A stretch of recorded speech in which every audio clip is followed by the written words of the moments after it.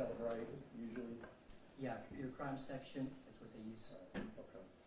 And that's, you didn't do that because the phone was destroyed in the fire, correct? Correct. Okay. So, you're basing your opinion solely on the AT&T billing records, correct? Yes. Okay. Now you're aware that AT&T, on the very records that you examined, disclaims, in fact, let me jump up here to the projector.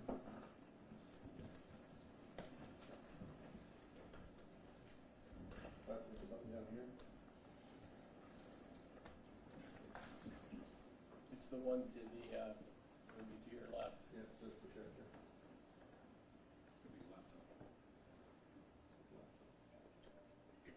Okay, projector push. Sorry about that.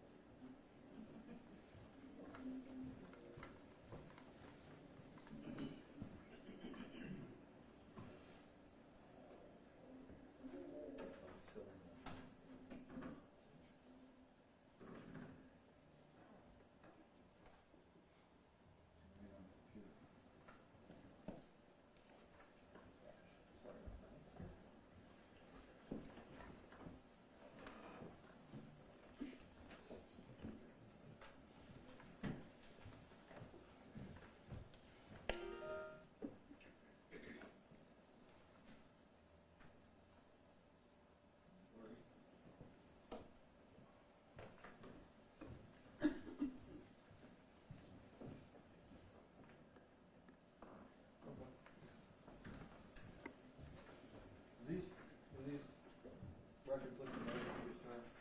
Yes. Okay. And these are, I believe in your report, it's page 19, page 54 in your report, which will be figure 60 with your analysis of these data records, correct? Yes. Okay.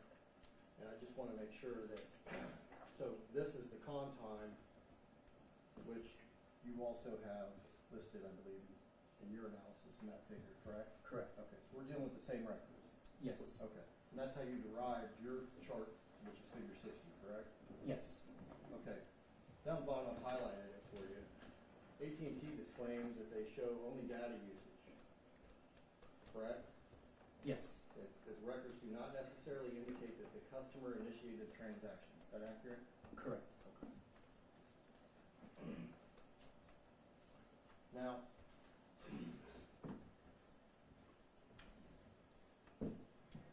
are you familiar with the Audible app? Audible for books? Yeah. Yes, I've heard of it. Okay. If you have an Audible app on your phone and you're going to listen to a book, what's the transfer rate up and down in bytes? Is that connected to the server? No, I do not know what the transfer rate is. Okay. Do you know what Facebook is? Yes. Okay, it's a pretty big app. We can agree on that. Yes. I think Meta owns what, Instagram, Messenger, and Facebook itself. Pretty big. Yeah. But the Facebook app itself it has videos in it. Have you seen that? Videos, Very yes. similar to Instagram. Correct, yep. It has a marketplace, which you can buy about anything on. Yes. And then you have Facebook itself, which friends and family with pictures and videos. Yes. Pretty big app. Yes. What's the transfer rate in bytes when Facebook updates itself to and from the carrier? I do not know. Okay. What if an individual is listening to, say, iTunes? I like to do that myself. And you have a song playing via your phone. What's the bytes up and down while that's happening? I do not know. Okay. So in any of those three, if they were connecting back to AT&T's carrier to have a session, that doesn't indicate that the user's doing anything, correct? It could be playing in the background without touching the phone, correct? Right. Or apps could be updating in the background without the user touching it, correct? Yes, correct. Are you aware whether or not AT&T uses a geographical flow pattern for updating apps on its various persons on its carrier? I do not know. Let me give you an example and see if this makes any sense to you. Say AT&T has 20,000 users in Licking County and 40,000 users in Muskingum County, and they need to update their apps. Would AT&T funnel those so that they're all bombarding the network at once? I mean, I don't know, but it doesn't sound like it would make sense. Okay. So do you have to, You have no really any carrier side experience, correct? Correct. Okay.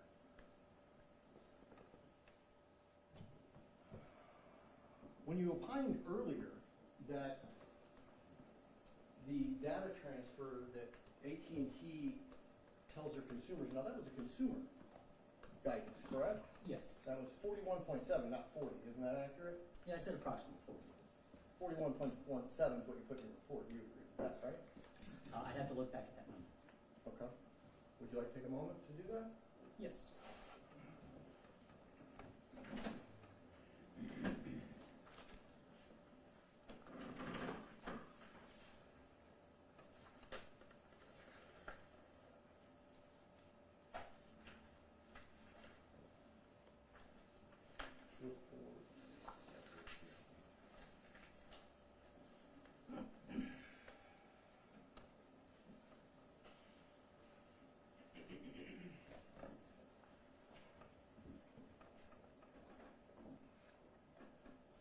And the number you said again? 41.7. 41.7? I do not see that number written down in my report. Okay. So if we're at 38 megabytes and AT&T is advising their consumers that somewhere around 40-ish is streaming, then are you stating that since he was at 38, he can't be streaming? Is that what you're stating here today? No. But you don't know, right? Correct. Okay. What's the difference in streaming rate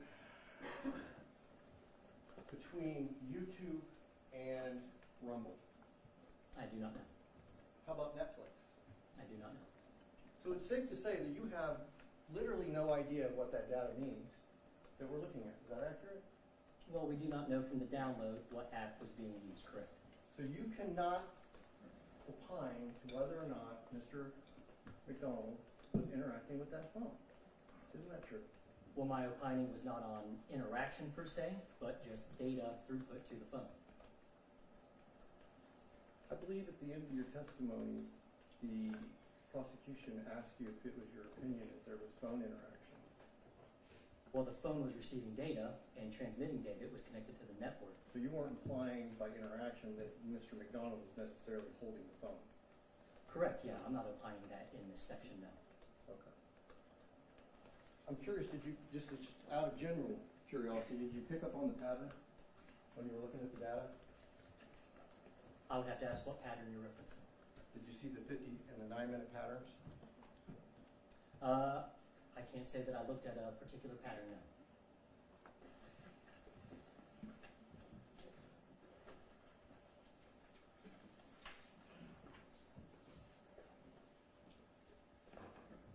This is a summary without your blue. This is only the data coming through, and I've transferred the time too, but there was a pattern. Remember, earlier you testified that these data entries early on, from midnight to about 7:33 a.m. were small amounts of data. Do you remember testifying to that? Yes. And did you notice that there's a 9 and 50-minute interval in between each and every one of those data points? No, I did not specifically look at that. Okay. Does that tell you anything? It does not tell me anything, no. What if I told you the data points, that interval, the 50 and the 9, broke at 7:33 a.m.? Based on what you have on your sheet, I see that. Okay. And you said he returned to his truck at 7:49 a.m., correct? I didn't give a specific time, but that is in general based on the ELD as well as his statement about the time he would have been at the truck. Okay. We have two data endpoints that are roughly before that, correct? For 1,000 megabytes went up and came down? Yes, those large Sorry. increases from the previous 50 and 9-minute intervals. Okay. And at that point, he's not in his truck, correct? Well, I don't know where he is exactly, but that's about the time with the ELD kicking on and him stating that he would have been going to his truck, getting ready for work. And in your report, I think you called out that he did his I forget the terminology, the checklist that he looks around the truck before. Pre-trip inspection? Yes, thank you. Yeah, I think you noted that in his report, correct? He stated that he did one, yes. Okay. Did you have any reason to believe that he didn't? I had no other evidence showing yes or no on that. Okay. So these data jumps then would have been roughly during that time, correct? It could have been. And those are quite similar to the last one, aren't they? As far as the size that you have there, yes, those numbers are similar. Okay. So all we really know is that the phone came to life when he woke up, right? Unlocked, probably. We can agree with that, right? I think that's usually what people do, yes. And then the phone begins to have sessions with the carrier. We can agree on that, right? Yes, And there's data coming and going yes, at different intervals. correct. We have no idea what that is. Correct, what's causing that data, correct.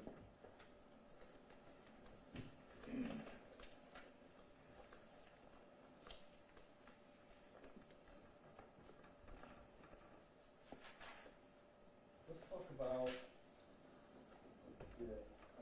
specifically we were talking about the bus earlier, the EDR report. And you recall testifying about the braking events on the bus, the previous braking events.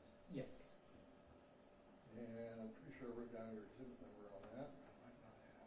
I think it was 19. One second, please.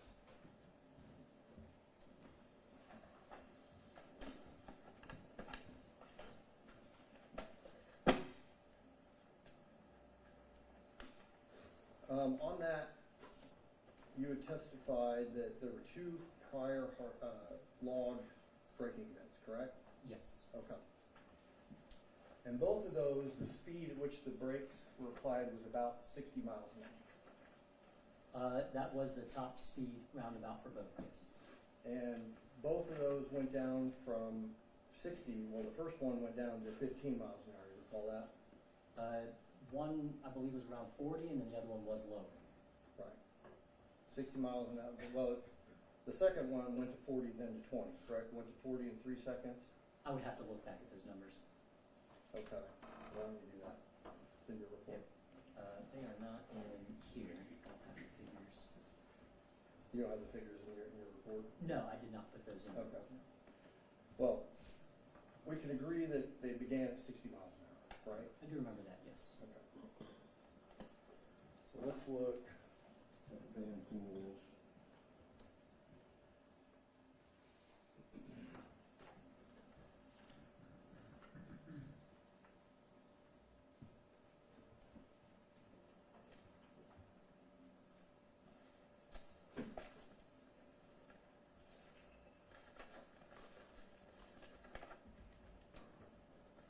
Got the page there, I really like that one.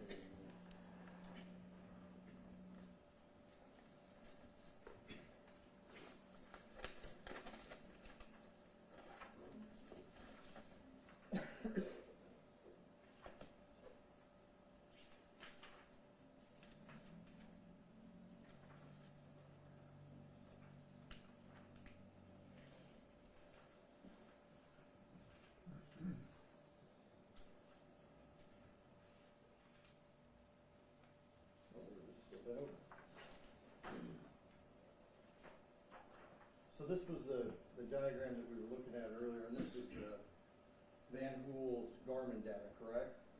Yes. Okay. Let's talk about Garmin real quick. Let me digress a moment for you. Garmin data isn't exact, is it? It is GPS. It's positional based. Right. So it has to go to a satellite and then come back down, right? Correct. Okay. And that's oftentimes when you'll see a vehicle stopped and it'll still show like 5 miles an hour and things. There's a lag, correct? Could. Right. And so an accurate speed is from an ECM. You would agree with that, right? Yes. And that's based off tire speed? Yeah, that's actually based on the vehicle itself, from the engine, the tires. Correct. Okay. And what we're dealing with here is the Garmin data. Yes. Okay. So the speed at which we're dealing with here is 46 miles an hour, correct? Before the decrease? Yeah, 71 above that to 46 to 25 is what's recorded. Well, the difference between the 71 miles an hour and 46 miles an hour is roughly 27 seconds. Somewhere in there. 9 seconds? 3. 19. Yeah, 9 seconds, excuse me. Bad math. So he's slowing down from 71 to 46, right? Yes. And then we have a 5-second interval in here where we go from 46 to 25. Yes. So he's slowing down pretty quick there. I'd have to look at that number. I mean, it's 20 over 5 and 30 almost over 9. I mean, the numbers may pan out to be the same, or one might be larger than the other, but He's I'd have to braking, look at that. correct? Oh yeah, he's braking and slowing down. Okay. And we can agree then that the braking in between 46 and 25, the time is shorter, right? Yes. Okay. So that's not the same as the other two events where you looked at the 60 mile an hour braking events. We're below that. We're not at 60 miles an hour. Correct. And you said earlier that you don't know the parameters of that.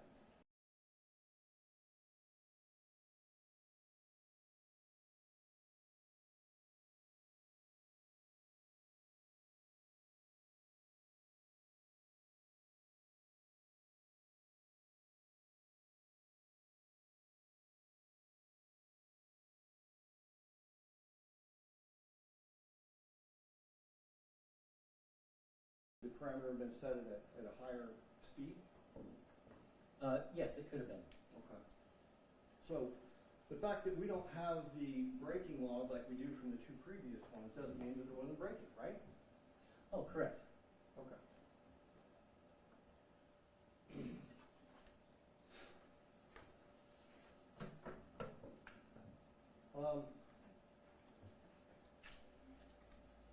You looked at the ODOT videos as well, correct? Yes.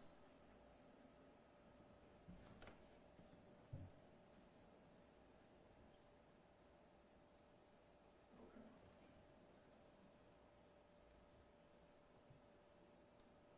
And earlier, I believe that you were testifying to frame rates of these various ODOT videos, one on State Route 79 and one on State Route 36, correct? Or 37, yes. All right, I have my times in here, so I'm not wasting your time.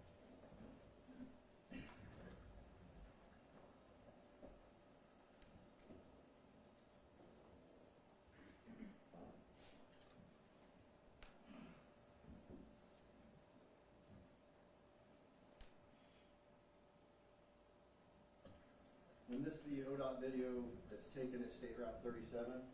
Yes.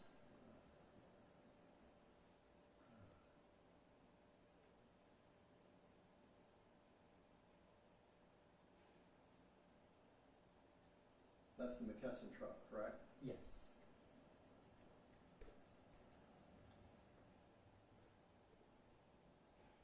That's the van pool bus, followed by the Nissan. Yes.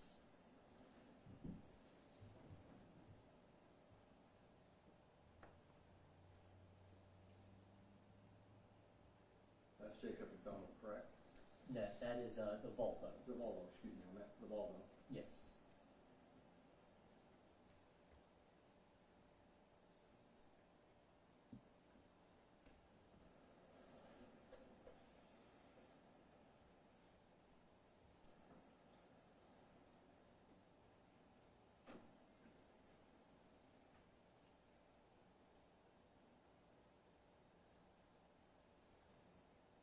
There's Jacob McDonald, correct? Yes. Mid-State Systems as well as the Toyota Highlander Okay. And he'd already gotten on the on-ramp. from State Route 79. Okay. And Jacob's in the right-hand lane, correct? Yes. Highlander's passing him, correct? Yes. Okay.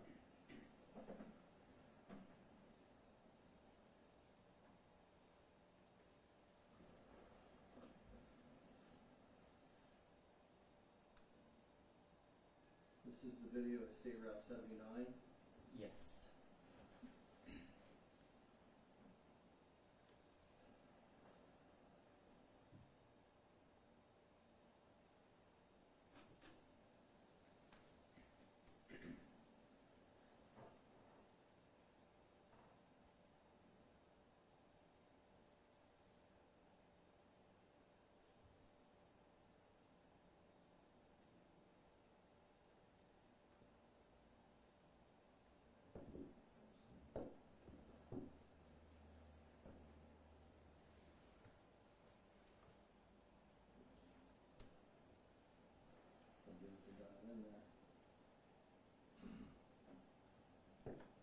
And this video would have been the pictures that we were looking at, frame shots earlier, correct? Yes. That are in your report? That's correct.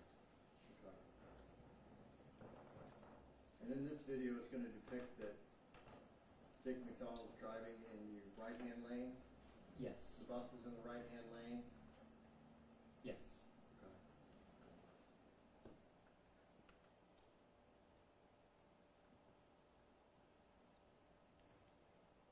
That was Mr. McDonald, just passed. That just passed.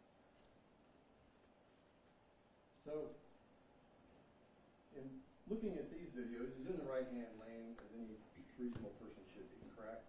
Yes. None of these videos bring any alarm to you as you're viewing this, right? That he's driving unreasonably, correct? The only thing I did from this, I did look at observations on possible lane departures. I did not make any note of those. And then speed calculations to at least get a basis of how the vehicles were different from each other, the speed at which they were driving. Okay. So, this is the Freightliner video from behind, correct? Yes, the McKesson video showing the Freightliner up ahead.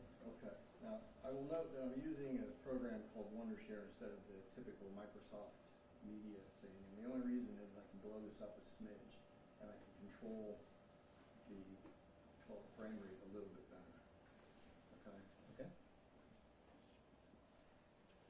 Now, we see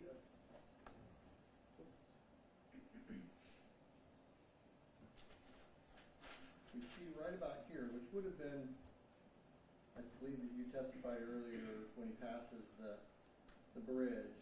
We see the shadow on the back of the semi-truck. That was frame 25 that you testified to earlier. Correct.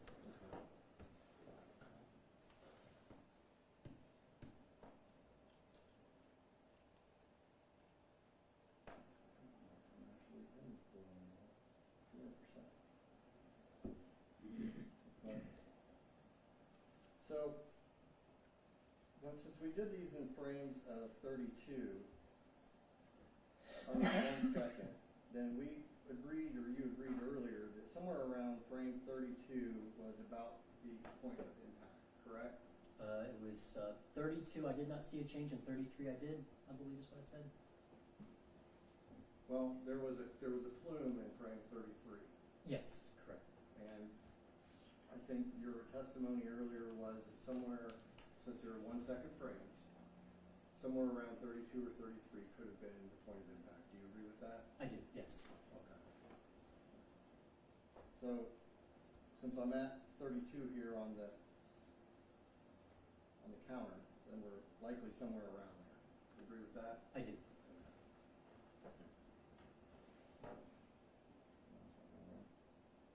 Okay. So we can agree that impact has happened, correct? Yes.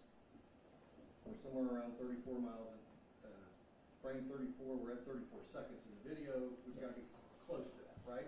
Correct. Okay. So, at the point of impact, from 31, I want to go back here to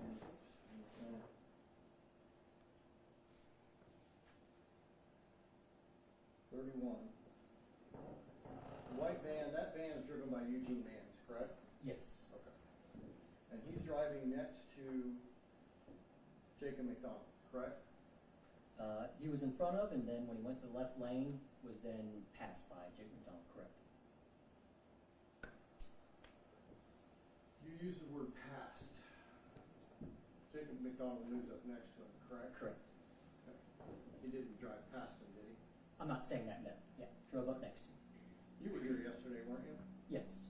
Did you hear when I asked Eugene, you were flowing next to Jacob McDonald? Did you hear that testimony? I don't recall the question or the answer now. I asked him twice. It was when he was describing hearing the boom. You recall him describing that? Yes. Okay. And you don't recall his testimony that he was flowing next to Jacob McDonald? I just don't remember those words, him saying that, so Okay. I don't recall what he said. Let me ask you another question. Do you see anybody's brake lights in this video? Are they ever evident? Not pre-impact, no. Okay. Can you see them on the white van? No, I could not see it from this distance. Okay. So, right there's frame 34. Jacob McDonald, we can agree, has made impact with the Nissan Murano, correct? Yes. And at this point, now Eugene is taking evasive maneuvers, correct? Yes. Only at this point, correct? Yes. So he would have, according to his testimony, heard the boom to his right, correct? Yes. And that would have been back at frame 33 or 32. I agree with that, yes. Okay. So he testified he heard that boom and he looked out the window, correct? Yes. So up to this point, up until this boom, he hasn't hit his brakes, locked his brakes, done any evasive maneuvers until frame 34, correct? Well, I don't see if he's hit his brakes or not. I don't see the brake lights. Okay. So he's flowing with Jacob McDonald? Well, I see that he's driving. I don't know where he is perfectly with respect to Jacob McDonald at this point. Okay.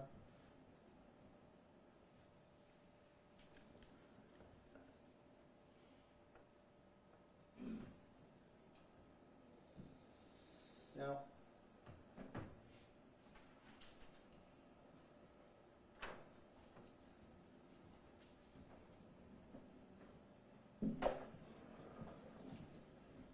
you don't have any speed calculation for that Toyota Highlander, do you? No, I did not do anything additional there. You had a picture of the Toyota Highlander. I think it was page 19 of your report. You showed the movement of the Highlander, Yes. and that was via the skid marks on the pavement. Yeah, the tie marks from the right lane to the left lane, yes. In your estimation, how far do you think that slid? I did not take that measurement. Can we guess about a car length? Well, the picture might show sort of the distance based on the marks out there, but a car length or two, I wouldn't be able to posit on that.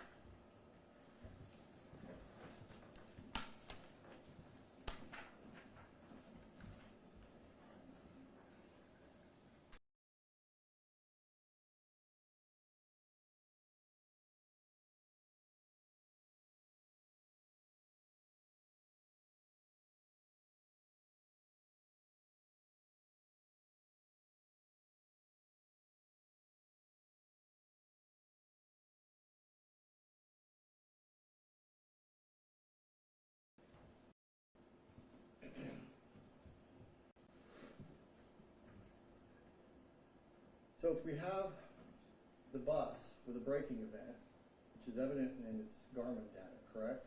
Yes. Okay. If we have the bus that has a braking event, now you're not testifying today that the Murano can see around that bus, are you? No.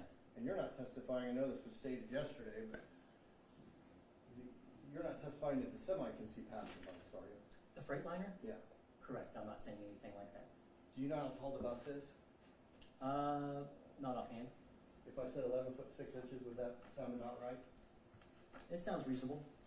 And the average, I know you probably know the answer to this, the average driver height in the semi, about 7.5 to 8 feet. It's definitely taller than me, yes.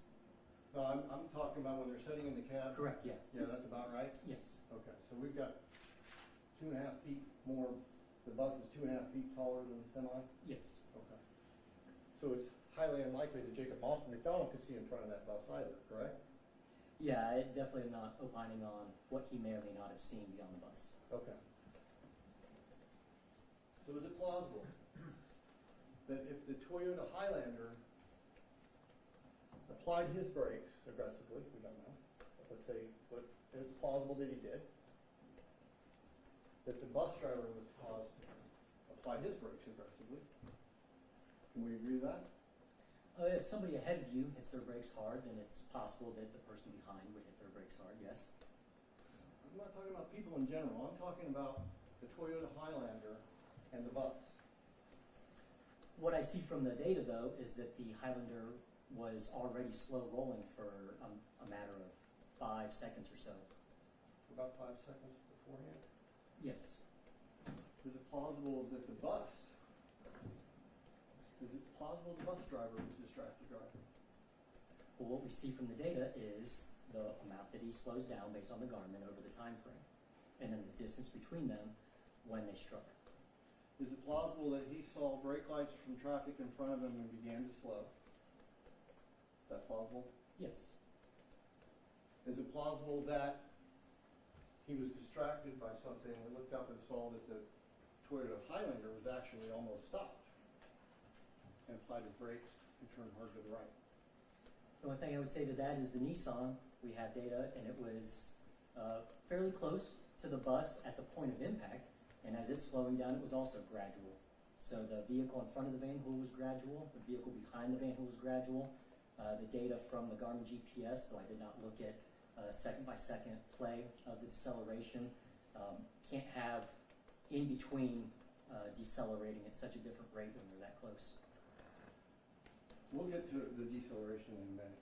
Is it plausible that the bus driver was distracted driving and the Highlander was slow rolling in front of him and looked up, noticed it, and began to brake? Well, that's not what the evidence shows, though. I said, that's not what the evidence shows. So we know from from the individuals who were on the bus that there was a hard braking event, correct? 50% of people who were interviewed said that they thought it was hard. The other 50% said normal or not hard. Okay. So we have 25 plus people that said there was a hard braking event, correct? I think it was 19 and 18 of those interviewed. Okay. So what would give us some concrete evidence as to who to believe on that? Could it be the individual that's engrossed in his master's program? His thought process is in that master's program, and there's an event that occurs that caused him to look up for it. Does that lend some credibility to the fact that there was a braking event? Can you agree with that? No, I actually looked at all the students and what they said, and some gave more information than others. But I looked at what they said they were doing. Some were seated sideways, some were forward, some said they were sleeping, some were just talking normal, and I could not find any regularity with that. It wasn't as though the people who were engrossed were the ones caught off guard.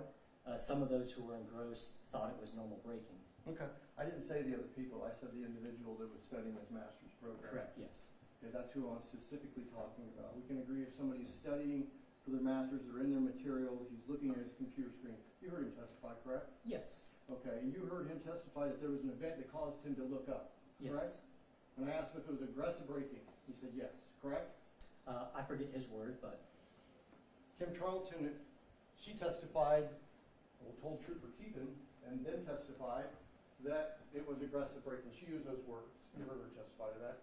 I forget her words, but Well, how about when I said, I quoted her saying, like, I have to stop now. It's a pretty unique phrase. You remember that, don't you? it does sound familiar. Okay. So, with multiple people reporting a braking event, it is plausible that the bus driver applied his brakes, correct? Well, we know the bus driver applied his brakes, yes. Okay. So he applied his brakes and steered to the right. After impact, yes. The testimony from the witnesses that you've heard today that's in evidence said he applied his brakes within mere seconds impact. You heard that, correct? I don't recall the mere seconds. Two of them said it. Yeah, again, the witness statements were kind of across the board on time I frames. didn't ask you about witness statements. I heard the two that testified in here today. Or yesterday, excuse me. The two who testified were part of the witness statements that I reviewed for my report. Okay, that's great. You heard their testimony yesterday, and both Tripp and Kimberly said mere seconds did impact. Correct? If that's what they said. Okay. So if you have a scenario where the bus hits his brakes and steers to the right to avoid the Toyota Highlander right in front of him, the Murano behind can't see what's in front of him. We've already agreed to that, right? Correct?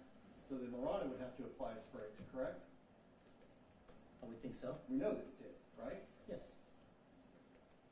And then we have Jacob McDonald, not being able to see through the bus, now has to react to the Murano applying his brakes, correct? Would have to, yeah. Now, the white van in that very moment is still flowing with Jacob McDonald, isn't it? We're still in the left lane, yes. Still traveling with Jacob McDonald, correct? Again, my perspective from the video, I don't see where he is in relation to the side of the Freightliner. He's right next to the Freightliner. You can agree with that, right? Well, it's a distance away. Was it next to the cab or next to the rear of the trailer? I don't know. You heard him testify, he looked out the right window and saw the semi climb up on the bus, didn't you? Yes. Okay. What caused the semi to climb up? The speed at which it impacted the Murano and then went on top of the Murano and impacted the back of the bus. It was the semi climbing on top of the Murano that caused it to climb up, correct? Yes. He looked out his right window, correct? Okay, yes. He has to still be right next to the semi. Oh, yes. So, the main point here is that when Jacob McDonald impacts that Murano, that white van is still driving normally. He has not taken an evasive maneuver yet. Agreed? Well, yes, he said he went to the left lane because it was more clear, and so he didn't have the vehicles in front of him that would require him to slow down any further. Okay. So is it plausible that earlier when he moved out of the lane, the Murano had slowed down? Is that plausible and that's what caused him to move over? Well, his statement, I believe, was that the traffic up ahead in his lane was slowing, brake lights. He talked to his aide and wanted to get over to the left lane because it was more free-flowing over there. Which would be the Murano, correct? The Murano was slowing? You said The traffic lights? in front of him. Correct, yes. The Murano That was would in be front of him. Murano, correct. Yes. Okay. Let's watch the video. Okay.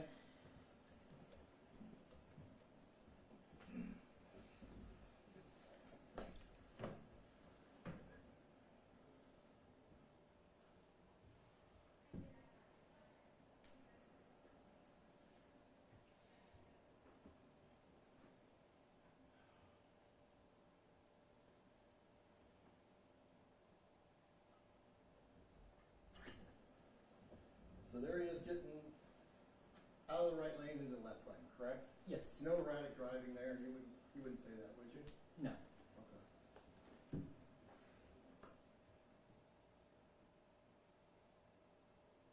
The two are relatively side by side. You'd agree with that, wouldn't you? Yes, I believe it looks like the Freightliner comes up pretty quick on it, so That's right at what? 33 seconds? And we agreed earlier, somewhere between frame 32 and 33 that impact's happening, correct? Yes. That white van has not taken evasive maneuvers yet, has it? Correct. And he testified, I heard a boom, looked out my right window, correct? Yes. So far, he's driving like a normal person, Mr. Eugene Manns? correct? Yes. Okay. So it's plausible then, since he's driving like a reasonable person, that Jacob was driving like a reasonable person next to him, correct? I guess I wouldn't characterize it as that. Mr. Mann says that he was slowing down the right lane, moved to the left because it was more free-flowing, and then I see Mr. McDonald's vehicle come up quickly on the right side and then strike the vehicles ahead of him. Reasonable and the same, I think they're two different types of driving that are occurring. They're both traveling at relatively the same speed, correct? I would say no, based on the video that we have, especially from the Volvo. Traffic in both lanes is slow, just the left lane is a little bit faster than the right lane. Well, I think Eugene reported going somewhere around 70 miles an hour, didn't he? If he said that, then it could have been leading up to all of this. Okay. So we're talking about a matter of seconds here, aren't we? 3, 5 seconds, somewhere in there? For what? Between the total impact and the total stopping? Oh, the first impact to stopping, I'd have to look back at the exact time. So is it plausible then, when Eugene moved out of his lane, or out of the right lane, into the passenger lane because the Murano was perhaps slowing, you stated yourself that he moved over because of the traffic in front of him slowing, correct? Yes. Okay. He can't see past that bus either, can he? I would not think so. There were no other cars in between the bus and the Freightliner or the Jacob McDonald, correct? Correct. So that has to be the Murano. Yes. Okay. So the Murano's slowing, the bus is slowing. We can agree on that? Yes. And Eugene and Jacob are still moving at a relative speed. Yeah, you were showing them at the same speed. I believe Eugene Mann's was slower than Jacob. Relative speed. Somewhere maybe within 5 miles an hour or whatever. Can we agree with that? No, I wouldn't be able to put a speed on that. Okay. But you can see the video with your own eyes, right? Yes, and I believe the Freightliner is moving considerably faster than Define Eugene Mann's. considerably. Enough to where, with the distances that we have in the time frame where Eugene Mann's moves over, then visually, this is my visual perception, the Freightliner is behind Eugene Mann's, catches up to Eugene Mann's, and then crashes into vehicles that were in front of Eugene Mann's. All while Eugene Mann's That's doesn't not a move that definition of far forward. considerably. I wasn't able to put a number on it. Okay, so you don't know. Agreed? Correct. Okay. So, is it plausible then, when Eugene moves over, because the Murano was slowing down, which caused him to move over, it's the only traffic that he referred to that was still, began to slow down, that caused him to move over, we agree to that? Traffic ahead of him, yes. Okay. That the bus then brakes, likely due to the Toyota in front of it, which caused the Murano to brake. Yes. Okay? Then Jacob McDonald impacts the Murano.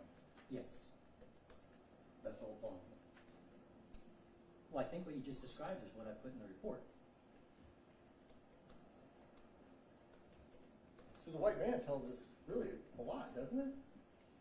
It tells us the amount of time that Jacob McDonald had free line of sight up to the vehicles ahead of Mr. Mann's. Let's talk about the Nissan a little bit.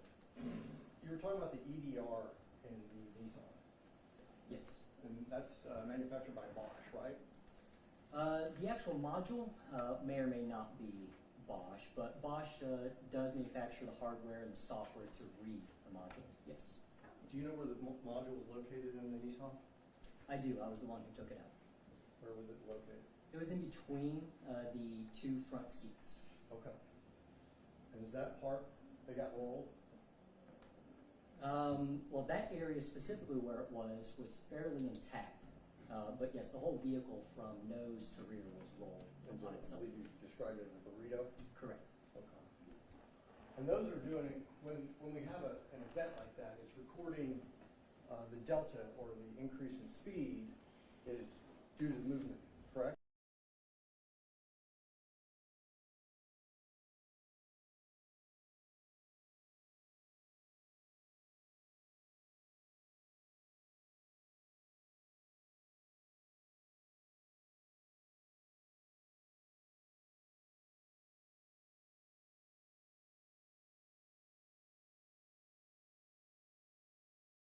Are those modules are calibrated at about 30 miles an hour?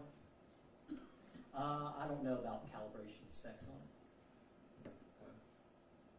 What's the error rate on those? It has to comply with the Part 563 through NHTSA, which states that the delta V values have to be plus or minus 10%. So it has a 10% error rate? Yeah, plus or minus 10%. If it does give you a number, that should be plus or minus 10% of the actual value that it sustained. And what is that in correlation, well, you just testified you don't know what the actual calibration mile per hour is, correct? Correct. The sensors they put in have a low and a high end.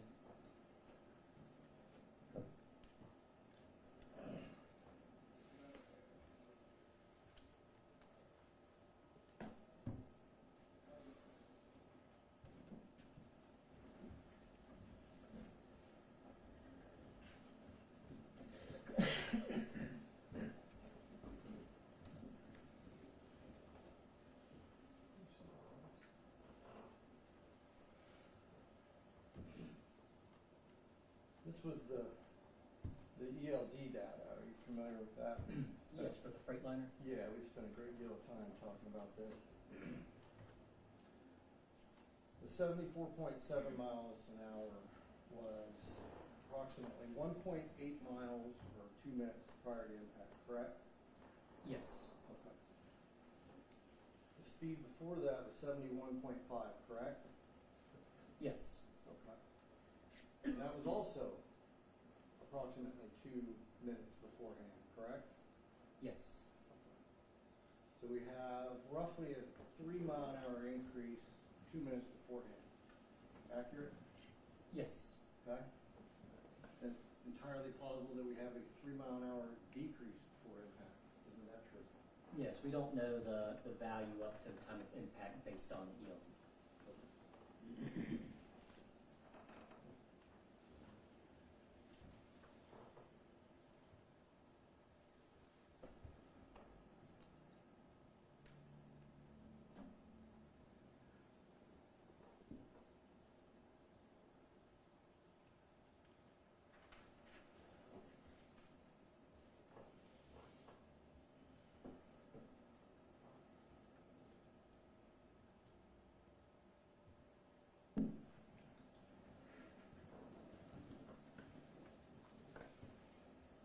No further questions. Thank you. Please direct, Mr. Lynn. Thank you.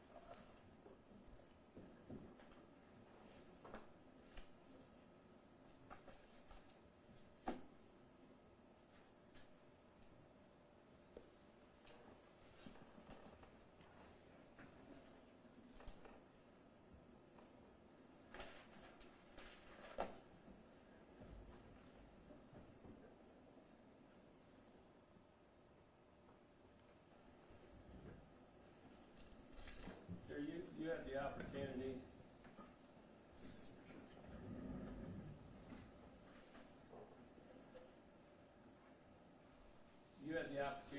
to actually go look inside a similar vehicle as the 2019 Freightliner that the defendant was operating on November 14, 2023. Would that be accurate? Yes. What position does that seat, the driver's seat, face, sir? What position? Yeah. Forward? And what's forward of the driver's seat? Steering wheel. And? Then the dashboard. And? Windshield. Okay. What's the purpose of the windshield, sir? Protect the driver from the elements. Okay. So the driver can do what? Be able to have the eyes open while driving. Look it out at what's Forward. going on there? Yes. You were asked a question about an 11-foot, 6-inch bus that's in front of him. Yes. It's a pretty big thing, isn't it? It is. Did the defendant take any action to avoid the friggin' 11-foot, 6-inch bus in front of him? There's no evidence of that, no. And he traveled how far where he never saw an 11-foot, 6-inch bus in front of him? Approximately 800 feet. No evasives, no brakes, no anything. Correct. Oh, and in between there was a Nissan Murano that he completely destroyed and wiped out, rolled over, and continued forward. Yes. Did Mr. Mann hit any of those things? No. Okay. In terms of traffic moving, you saw the Volvo video? Yes. Traffic was moving Correct. in that, just slowly. Fair? Yes.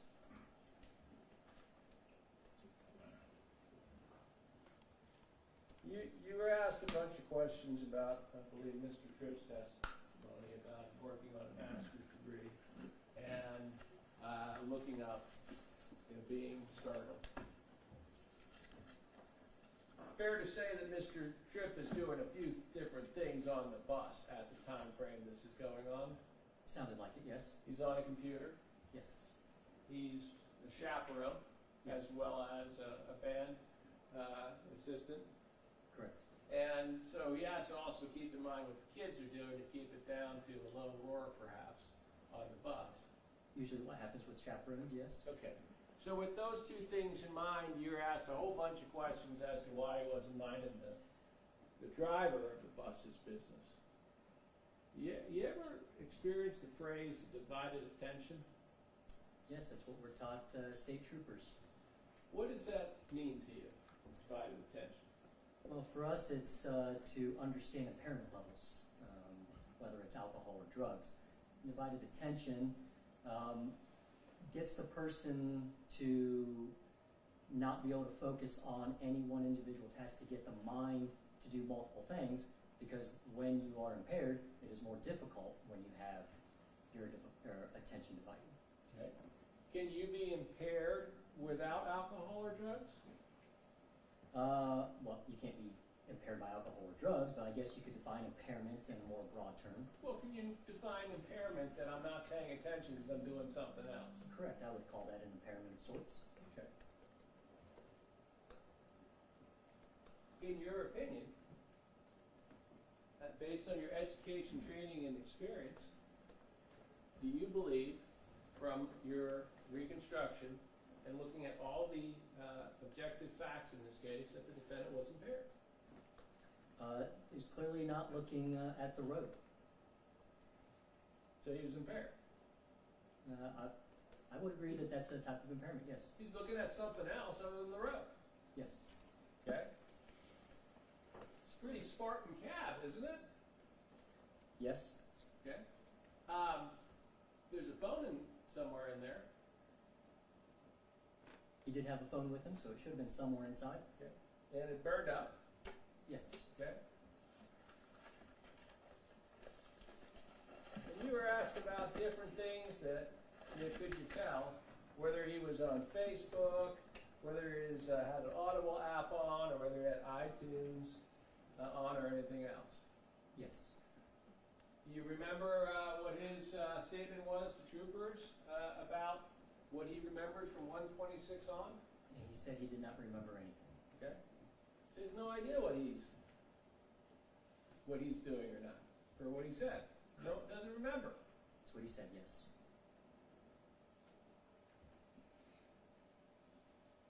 You were asked the specific question about the cell phone material. And the statement was that that does not indicate the user is doing anything. Do you recall that? Yes. Based on the driving of this particular defendant at a time frame when something is 11 foot 6 inches in front of him, would that statement also be appropriate for Mr. McDonald, that his driving does not indicate that he's doing anything? As far as something that would distract him? In terms of driving the damn truck, Yeah, I mean, he was driving down the road, but not being able to see something in front of him, there must have been something else going on. but he could keep inside the lanes, Correct. okay? In terms of the actual items that were going on, you were asked about the variable speeds and shown again the ELD. It looks like he was driving at different speeds over the course of several miles. Yes. Not consistent with having cruise control on it, is it? I did not think so, no. Okay. And so if you don't have cruise control on, you have to have a foot on the accelerator, Correct. because we know the foot never went on the brake. So that's working, but we're not apparently able to recognize what's going on outside the window. Yes.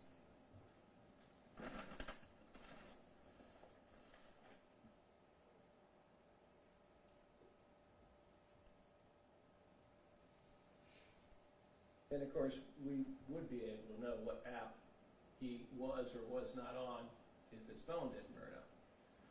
Yes, I believe so.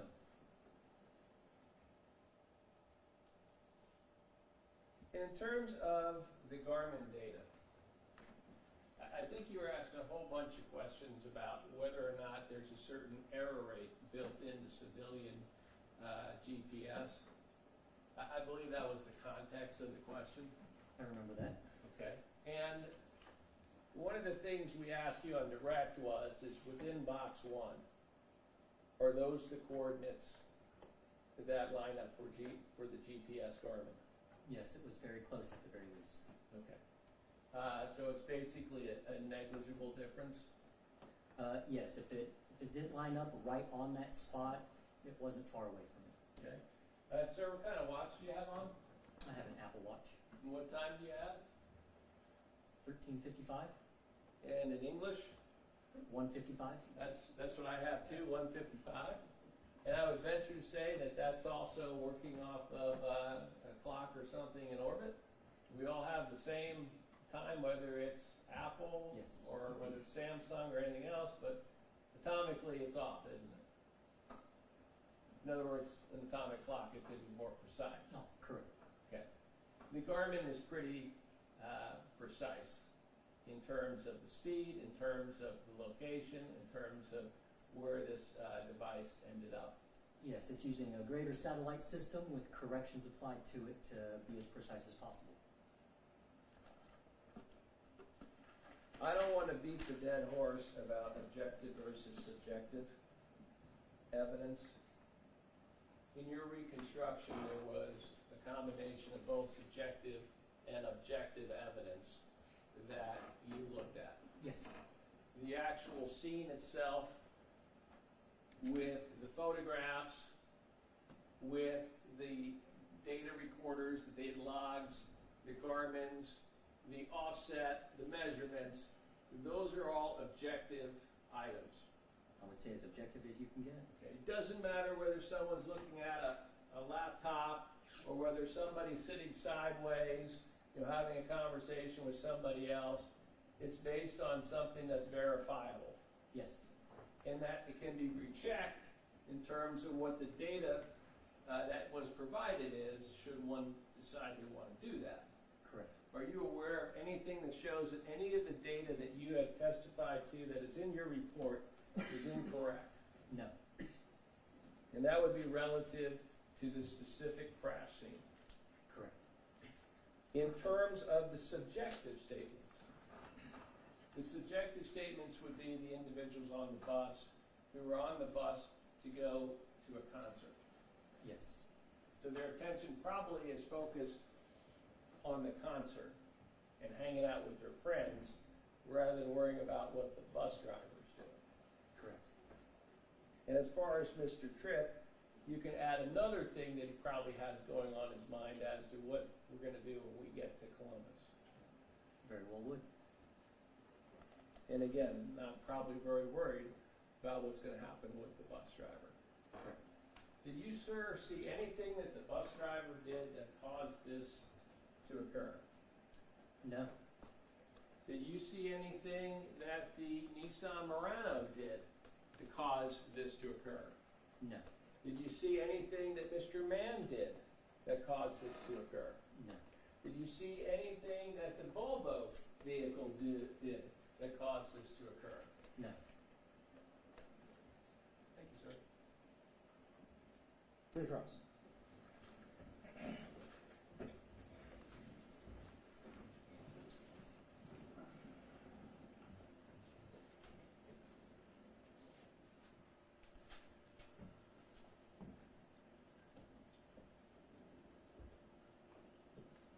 You testified earlier, 11-foot-6 bus, right? I think Mr. Murphy asked you about the 11-foot-6 bus that you didn't see, correct? Yes. Where are the brake lights at on that, sir? They're evident in this picture. The brake lights on the back side, along the leftmost and rightmost edges, halfway to below halfway down. Okay. You had to estimate, how many feet up was that? No more than 6. Okay.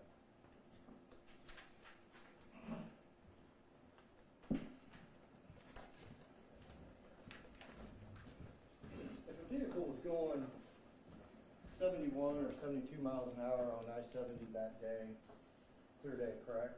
Yes. Is that unreasonable? It said 70 to 72, Yeah. and that's traffic flow. Okay.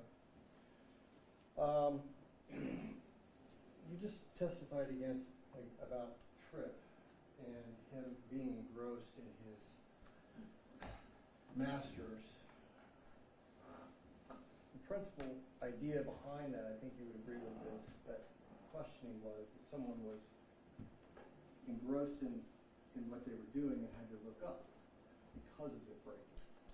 The concentration was broken as a result of it. You can agree with that, right? Yes. Okay. Divided attention, you just brought that up. You said it comes in all forms of different things, to be divided attention, correct? Yes. Could divided attention be a bus driver with a bunch of kids on the bus? Then, could that create a divided attention scenario? Don't they usually have mirrors up here where they can see the kids in the back? Makes sense, they could. Or not necessarily kids, but passengers, I guess I should say. But school buses have them, charter buses, it makes sense they could have it. That's something that could create a divided attention too, couldn't it? If you're looking up in there to look at your passengers. It could. You just, on redirect, testified again about the cell data. You don't know what the cell data is, do you? I don't know what app is causing it. Right, and you cannot testify here today that there was any user interaction to create that data, isn't that true? I don't know what he would have been touching or playing on it, Could correct? have been the Audible app, correct? Correct. Could have been the Facebook app, correct? Correct. We don't know. So, in line with that, you have absolutely zero evidence of the on-off theory, correct? I don't know what the on-off theory is. Listen to the prosecutor's opening statement, or your on-off. You're watching your video and you're going back to the road. Oh, okay. There's no evidence of that, is there? I would disagree with that. You would disagree with that. Yes, I would disagree that there's no evidence. I think there is evidence to it. Based on what? Based on the fact that there was about 8 seconds, 800 feet worth of traveling, where the semi just drove straight ahead and then struck the back of a vehicle. Okay. And that means he's watching video? I'm saying it's possible evidence of that, yes. Okay. But you have no evidence that suggests that he has a phone in his hand, correct? Oh, correct. You weren't in the cab of that truck, correct? I was not. There's no dash cam that shows us anything that's going on in that truck, correct? Correct. So you could say that he was doing flexing routines in the middle of that too, correct? I think we would entertain all the possibilities of what could have been a distraction, yes. Okay. The Garmin data is a GPS data. We agreed to that, right? Yes. Okay. GPS data has a lag, correct? It does have a latency, yes. Okay. And in comparison to your watch, it's not the same thing, is it? Well, yeah, it's a different device, generally using the same sort of satellite system structure, so Your watch, he was asking you what time it was, correct? yes. That's not a GPS positional tracking, is it? Actually, though, it gets the time corrections from the satellite system. Is it sending back anything from your phone, do you know, from your watch to tell you the position that it's in when it's making that correction? Oh, I don't know.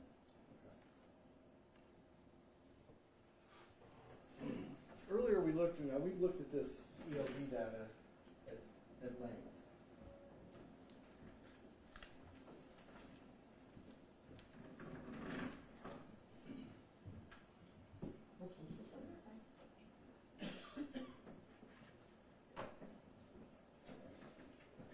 So we have varying speeds, correct? Yes. Okay.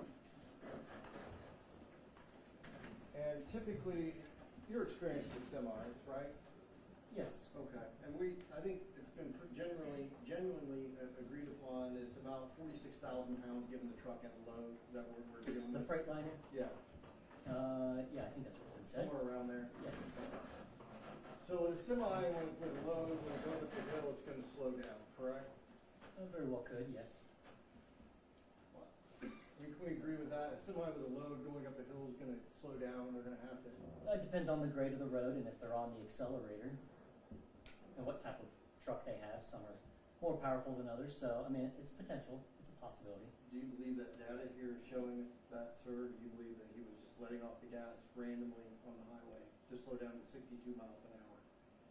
Oh no, I don't know each point why the decelerations or the accelerations occurred, whether or not it was uphill, downhill, more acceleration, less acceleration. I wouldn't be able to answer that. So you can't answer whether or not that these lower points of data would likely be due to an incline?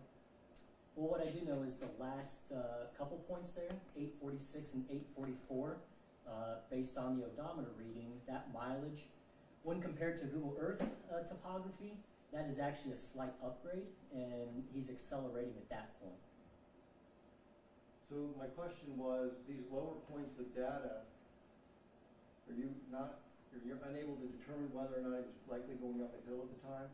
Correct. I have not looked at each of those timestamps and odometer readings to see what the topography was at each of those. Is it reasonable to believe that semi that's having varying speeds, the delta below 72 miles an hour is nearly 10. The delta above 72 miles an hour is 3.5.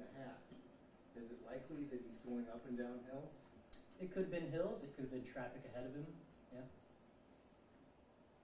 You think that's reasonable? To say Yeah, those he's are two going up and down hills? possibilities. Yeah. Okay. That could be a reasonable explanation, right? Yes. Okay. And if someone had a truck like that set off 72 miles an hour on their cruise control, you would expect the speed going down the hill not to be that much higher, correct? No, you would hope that it would stay within what you set your cruise at. Okay. And if we're set on 72 miles an hour and we're going up, let's say, a steep incline, we're going to expect it to bog down a little bit, right? Yes. Could be as much as 10 miles an hour. Oh, yeah. I mean, the numbers would all vary on the situation. Okay. But that scenario is plausible with this data, though, isn't it? Yeah, if we looked at the topography, it might line up with that. No further questions, thank you. Let's suppose you said for 800 feet, 8 seconds, the last 800 feet, the last 8 seconds, there was no evidence of braking Correct. by Mr. McDonald. Correct. Based on the roadway information, no tire marks. Would you expect to find tire marks at a scene like that? With heavy Where- braking? Where there is a big fire. Yes, with heavy braking, if you were braking into that impact, heavy braking enough to lock up the tires or start to lay down some rubber from the tires, there definitely could be tire marks. That wouldn't have been destroyed by the fire? No, the fire was so far ahead Okay. from that first impact. Okay. Those pictures in the beginning of my report showing that leading up capture that there's that definitive line and there were no marks prior to that impact point. Let's suppose that in this situation, in the last 100 feet, brakes were applied by the semi driven by Mr. McDonald. What would you expect to find to establish that? Would that show up in some sort of EDR?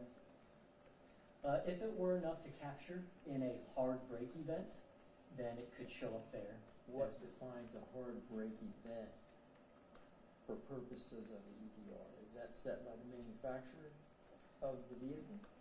Manufacturer of the vehicle or even the owner of the vehicle. Their maintenance department could get in and possibly set that, and it would be a certain speed change over a certain amount of time. So it would be looking for instance, possibly 7 miles per hour over 1 second change would be indicative of a hard brake, and it would store that data. And the testimony is you looked and didn't see any evidence No evidence of a hard brake event, correct? in the EDR. Correct. But you would expect to find some tire marks on the road. Yeah, tire marks do take time to develop because it's based off of locking up a tire, friction, heat to lay rubber down on the pavement. So it's not instantaneous. A truck might take a little bit longer than even a passenger car. But there was no sign of that leading up to that. And then based on the Nissan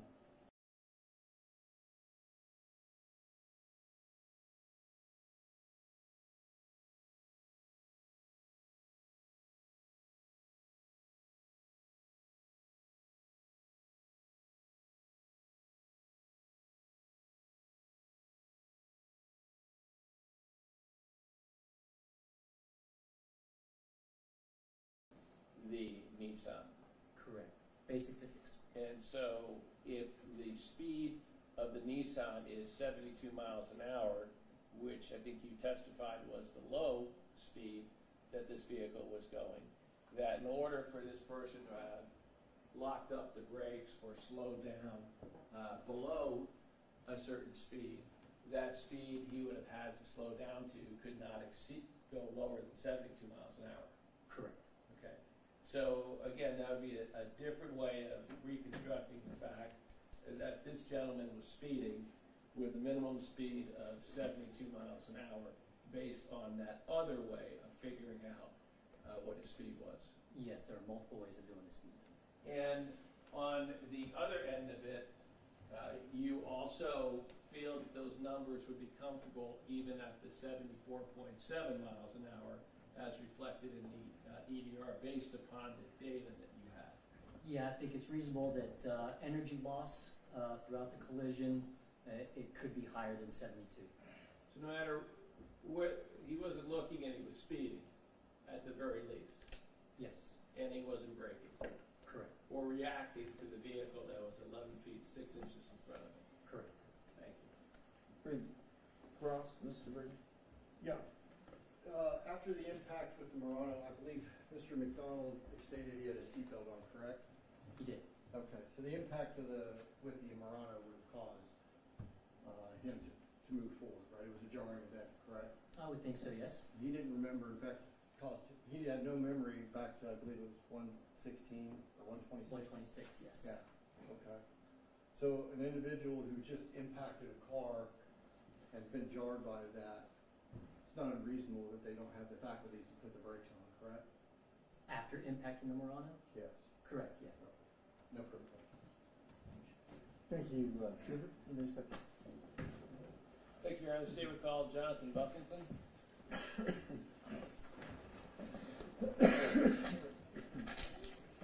Your Honor, I'm going to object to this witness being qualified to opine here today. All right, come on up here.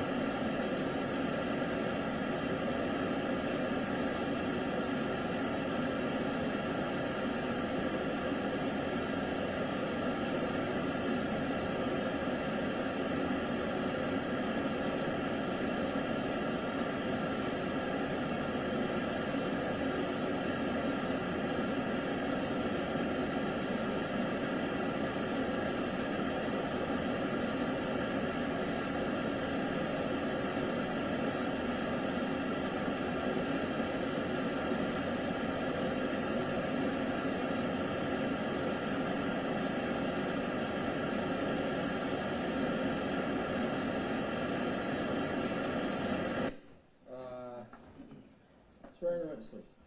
Ready? Self swear testimony is in this case not the errors, truth, whole truth, nothing but the truth, so help you God. Yes, sir. Proceed. State your full name, spelling her last name, please, for the records. My name is Jonathan Buffington, last name spelled B-U-F-F-I-N-G-T-O-N. Thanks. Mr. Murphy, you may inquire. Thank you. Sir, I want to talk to you first about your education, training, and experience. And so if you could introduce yourself to the judge real quickly, Mom. Yes, sir. My name is Jonathan Buffington. I am a advanced security engineer with the Kroger Company, and I am also also a reserve detective with the Commonwealth of Kentucky. Prior to my employment with Kroger, I was a special agent with the United States Secret Service. And sir, do you have a degree in any area?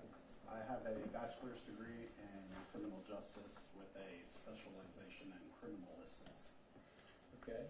And sir, when you were with the United States Secret Service, what did you do for them?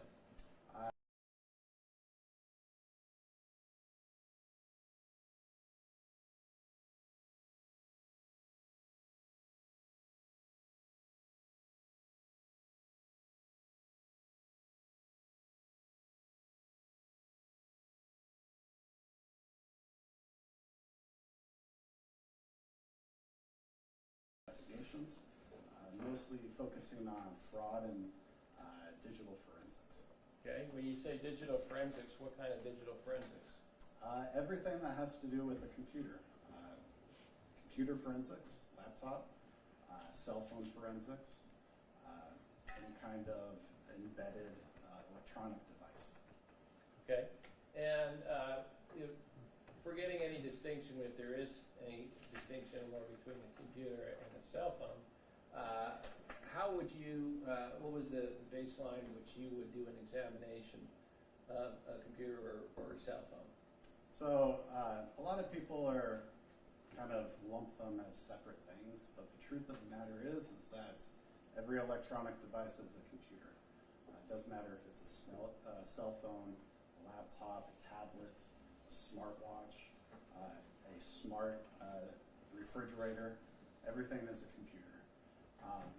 It is the way in which it is designed to interact with humans and to kind of make our lives easier. That differentiates the classification. So as far as doing forensic examinations on any kind of electronic device, identifying at its base what it is and how to accurately collect a forensic image and analyze it. Okay. And what tools would you use or are you familiar with using for analysis of a cell phone or a computer? There's a few common ones. The most common, I would say, would be Cellbrite, the cell phone forensic software. There's also Oxygen Forensics. There's other forensic tools that will take or use a forensic image that has been extracted and analyze it. And sir, approximately how many phones, computers have you analyzed in your career? Conservatively, I would say over 300 devices. Okay. Your current position, well, you started off as a uniformed officer, White House branch, and then you have special agent in the Cincinnati field office. And you have in your resume, lead, conducted, evaluated, and documented digital forensic evidence, sharing forensic investigative findings with other law enforcement entities, attorneys, judges, and management. Specifically, what are you referring to? So obviously with any federal agency, our biggest support and our biggest assistance is with local law enforcement and our private sector partners. So depending on what investigative case we were working, we would obviously reach out to those partners in local, state government, private sector to, one, assist with their investigations, and two, to receive assistance from them as well. Did you provide to local agencies as well as federal agencies analysis of cell phones? Yes, And their contents, data, information on those phones? yes. Okay. And have you ever offered testimony relative to your analysis? Yes. In what court, sir? In several federal, state, and local municipality courts. Okay. And sir, have you ever testified, I would imagine you would have testified as an officer, but have you ever testified as an expert witness? No, this will be my first time. for your first time testifying as an expert? Yes, sir. Okay. What kind of testimony would you testify to as an officer?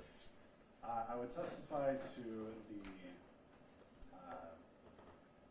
methodologies and practices of digital forensics and the secure way in which forensics is extracted from a device, the mechanisms and processes to analyze and investigate the image that is received, and any kind of conclusions or determinations that can be extrapolated from that image. What certifications do you have? I have several. My most recent one is from the International Association of Computer Forensic Experts, Forensic Computer Investigators.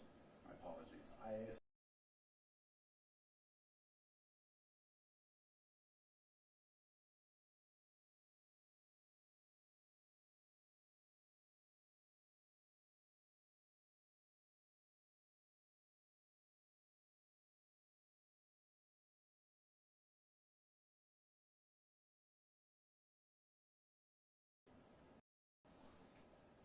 Advanced Mobile Device Examiner, Yes, sir. Treasury Computer Forensic Training Program. Yes, sir.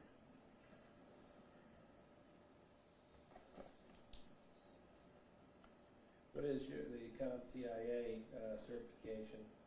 That is a vendor-specific certification for anyone in the cyber security, cyber infrastructure field of employment.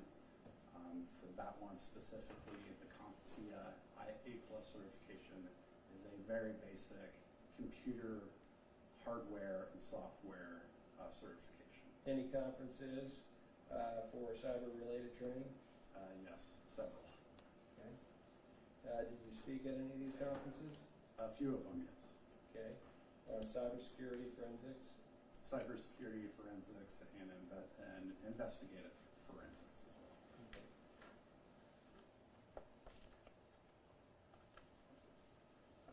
You're currently employed with who, sir? With the Kroger Company And how long have you been employed with them? for 2.5 years. And what do you do for them, sir? I do insider risk investigations, financial fraud investigations, and digital forensics. Okay. And your current position there is as what? I am an advanced security engineer. Okay.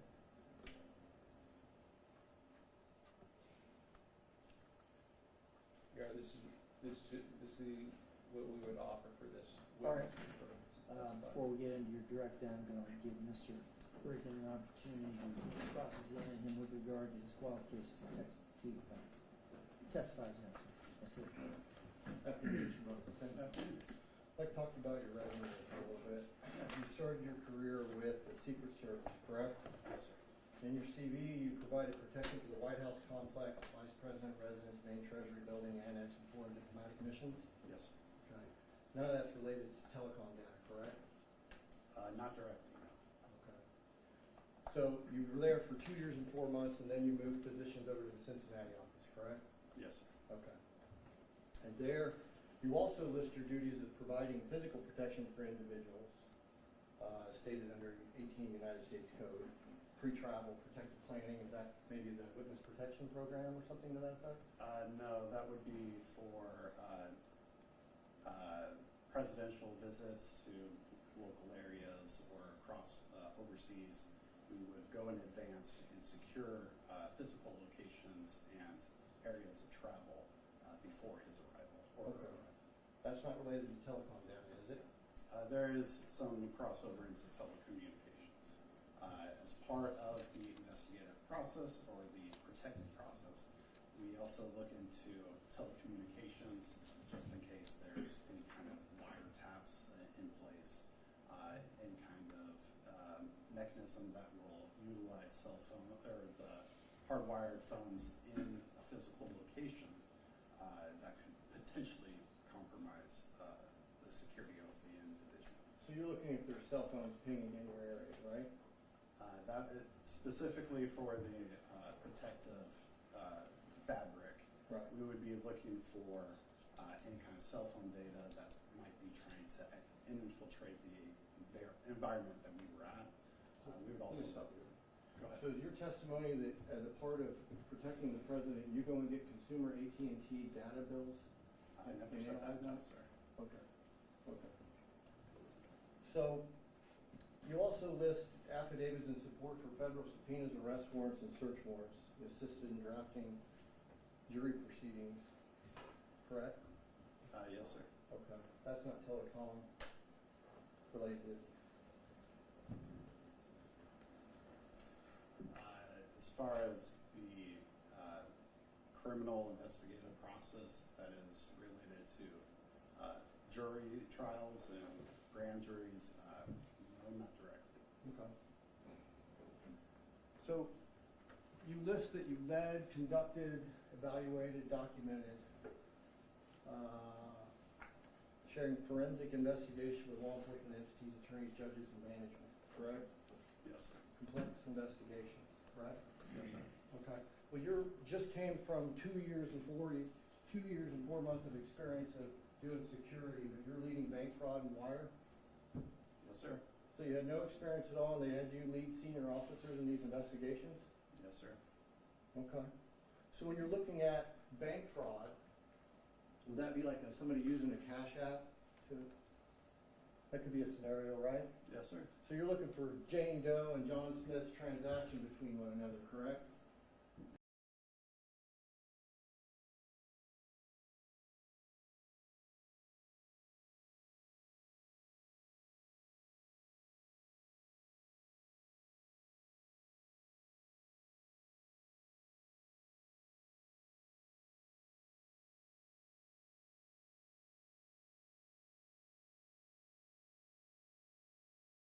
Lower. Yes, sir. So now you're working at Kroger, correct, in cybersecurity?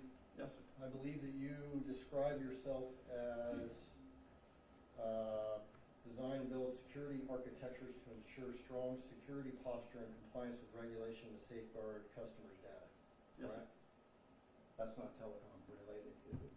It touches telecommunications. On the carrier side. On going to the carrier side, yes, sir. So you, as Kroger, pull individuals' consumer carrier side bills and analyze that data. I never said that, no, sir. Okay. So you're just saying that since somebody has a cell phone, that becomes somehow carrier data?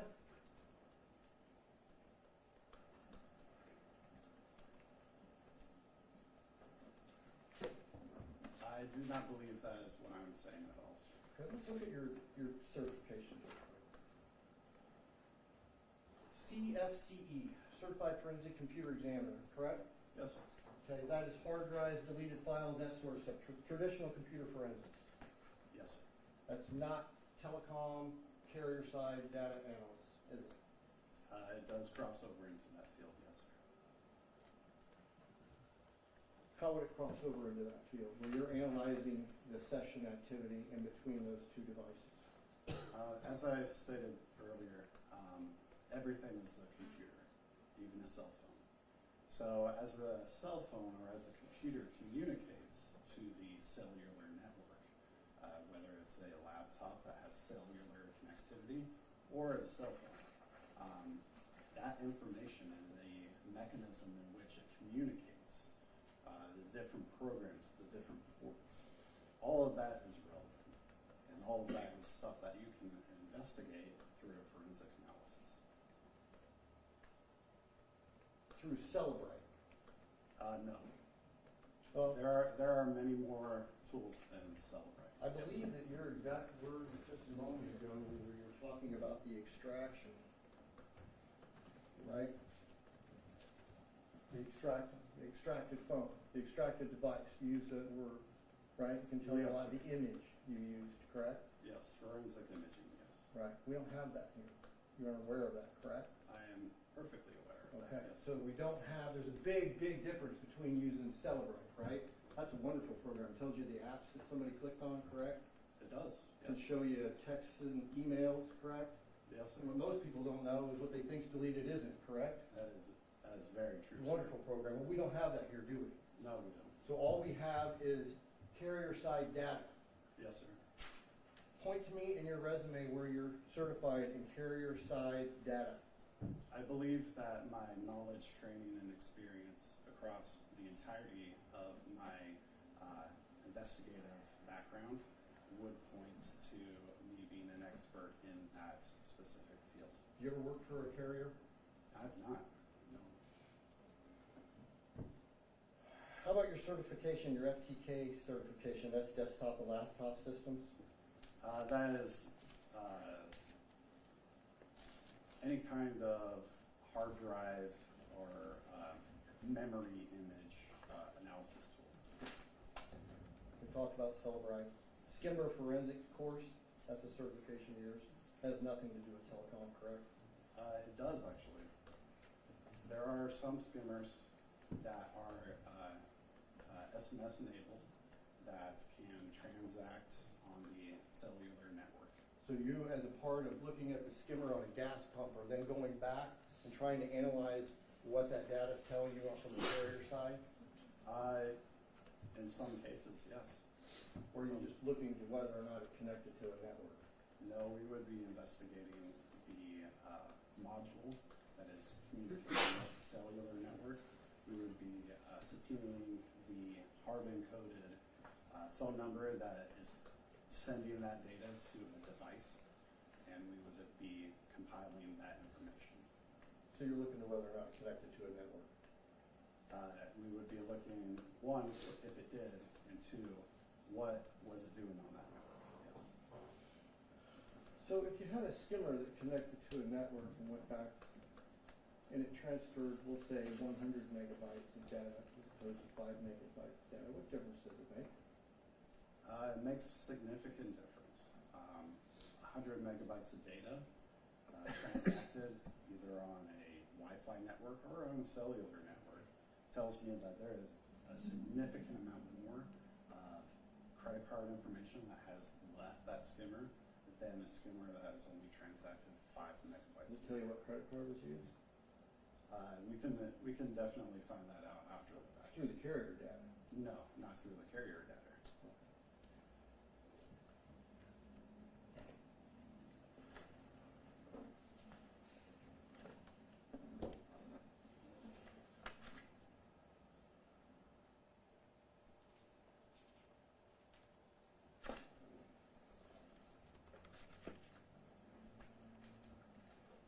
You issued a report in this, didn't you?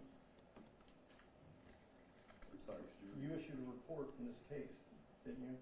Yes, sir, I did. And in that report, your opinion is based on no analytical data whatsoever. Is that accurate? That is not accurate, sir. How many megabytes of data does the Audible app send and receive when it's connected to a carrier network? That is a very complex and loaded question. It depends on a lot of elements, both on the cell phone side and on the carrier specific. So you don't know. Not offhand, no, sir. How about the Facebook app? How many megabytes up and down when connected to the carrier to update? Your Honor, for the record, we're going to object to this line of questioning. It has nothing to do with whether he's an expert. Right, I agree. This was voir dire, limited to challenges, qualifications to testify. Now you're getting into the report. So Okay. based on what I'm going to hear, I'm going to overrule the objection and allow Mr. Murphy to resume his direct Thank you. this witness. Good afternoon, sir. Good afternoon. I won't ask you about trains and buses leaving different areas of the country, but I do want to talk to you about an investigation that you were requested to assist in by us. And you have in front of you in the book there what's been marked States Exhibit 16.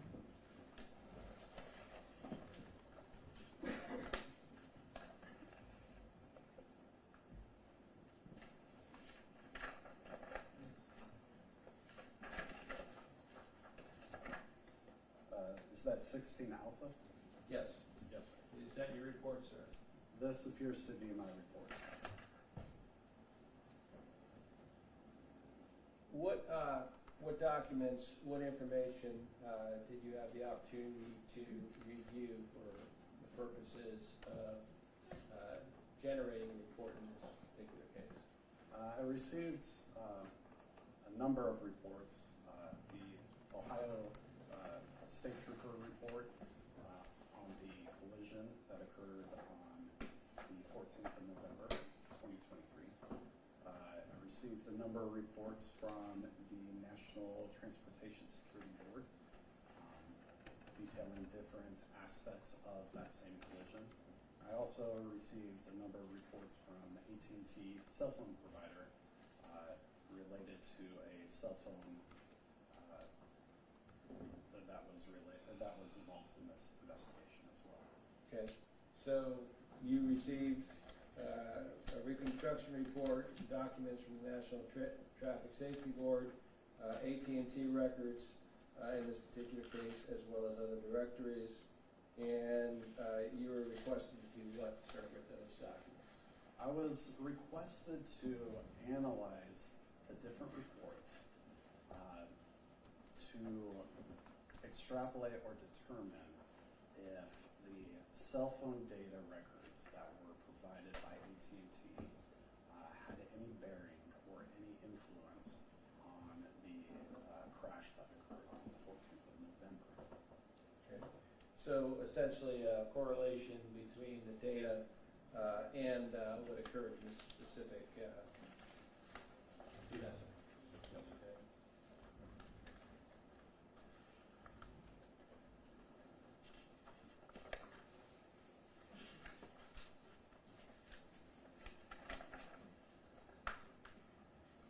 And sir, what are some of the things that you took into consideration when you were looking at that information? My approach to this investigation and this report essentially identified the totality of all the circumstances that were presented in each individual report. The way that I approached it is that I tried to create a baseline of activity. You're talking about a forensic baseline of the cell phone activity on the records that were provided involving Mr. I did do that, but initially when I started the investigation, I wanted to create a baseline of activity of Mr. McDonald, his travel, his familiarity with the course of travel, how long has he been traveling.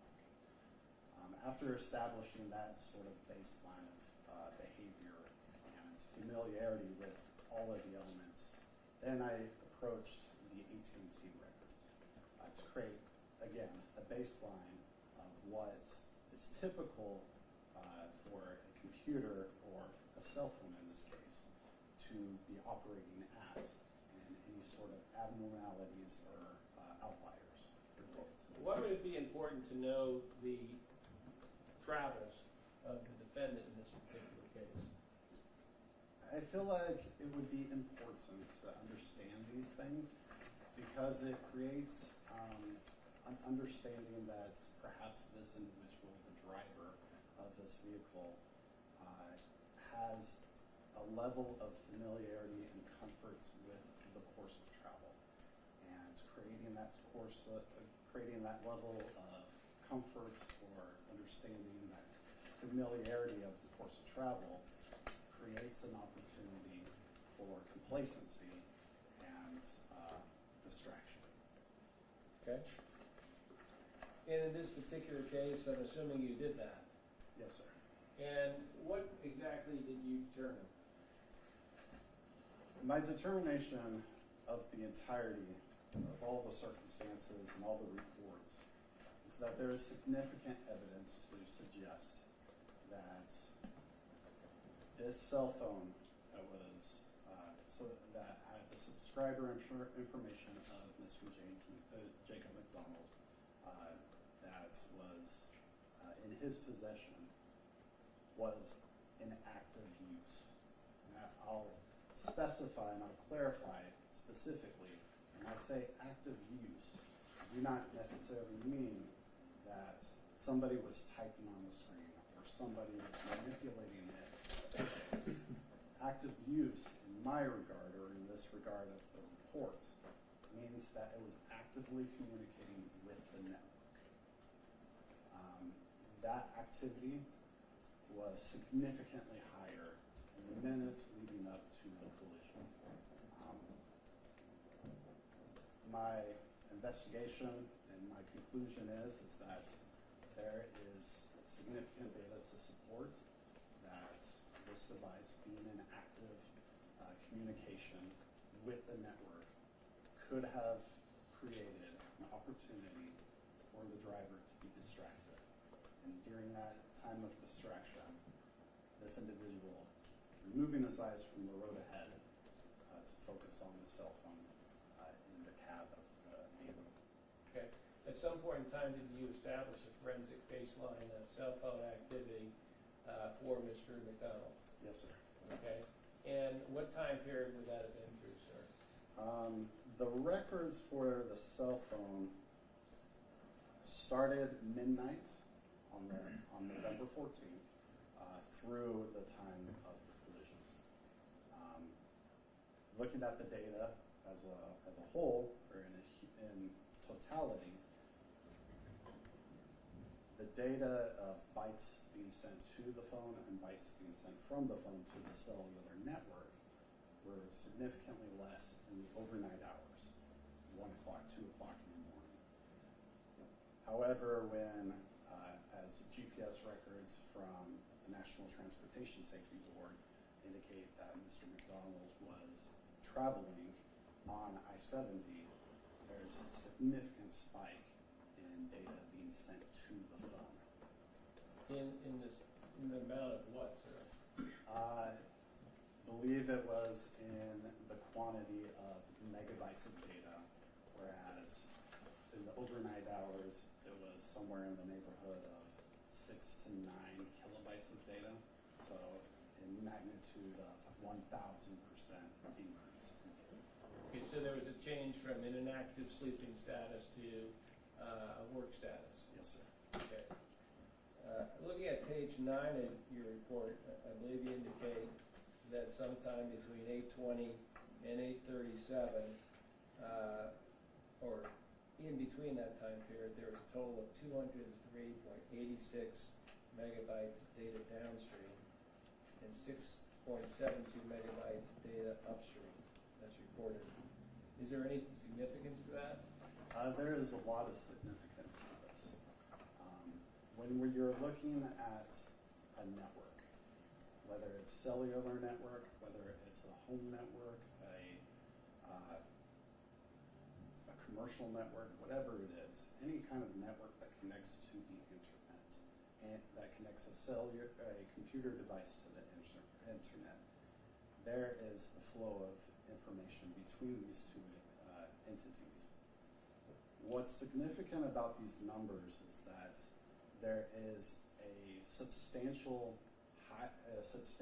higher amount of data that is being sent from the internet to this device than what is being sent from the device to the internet.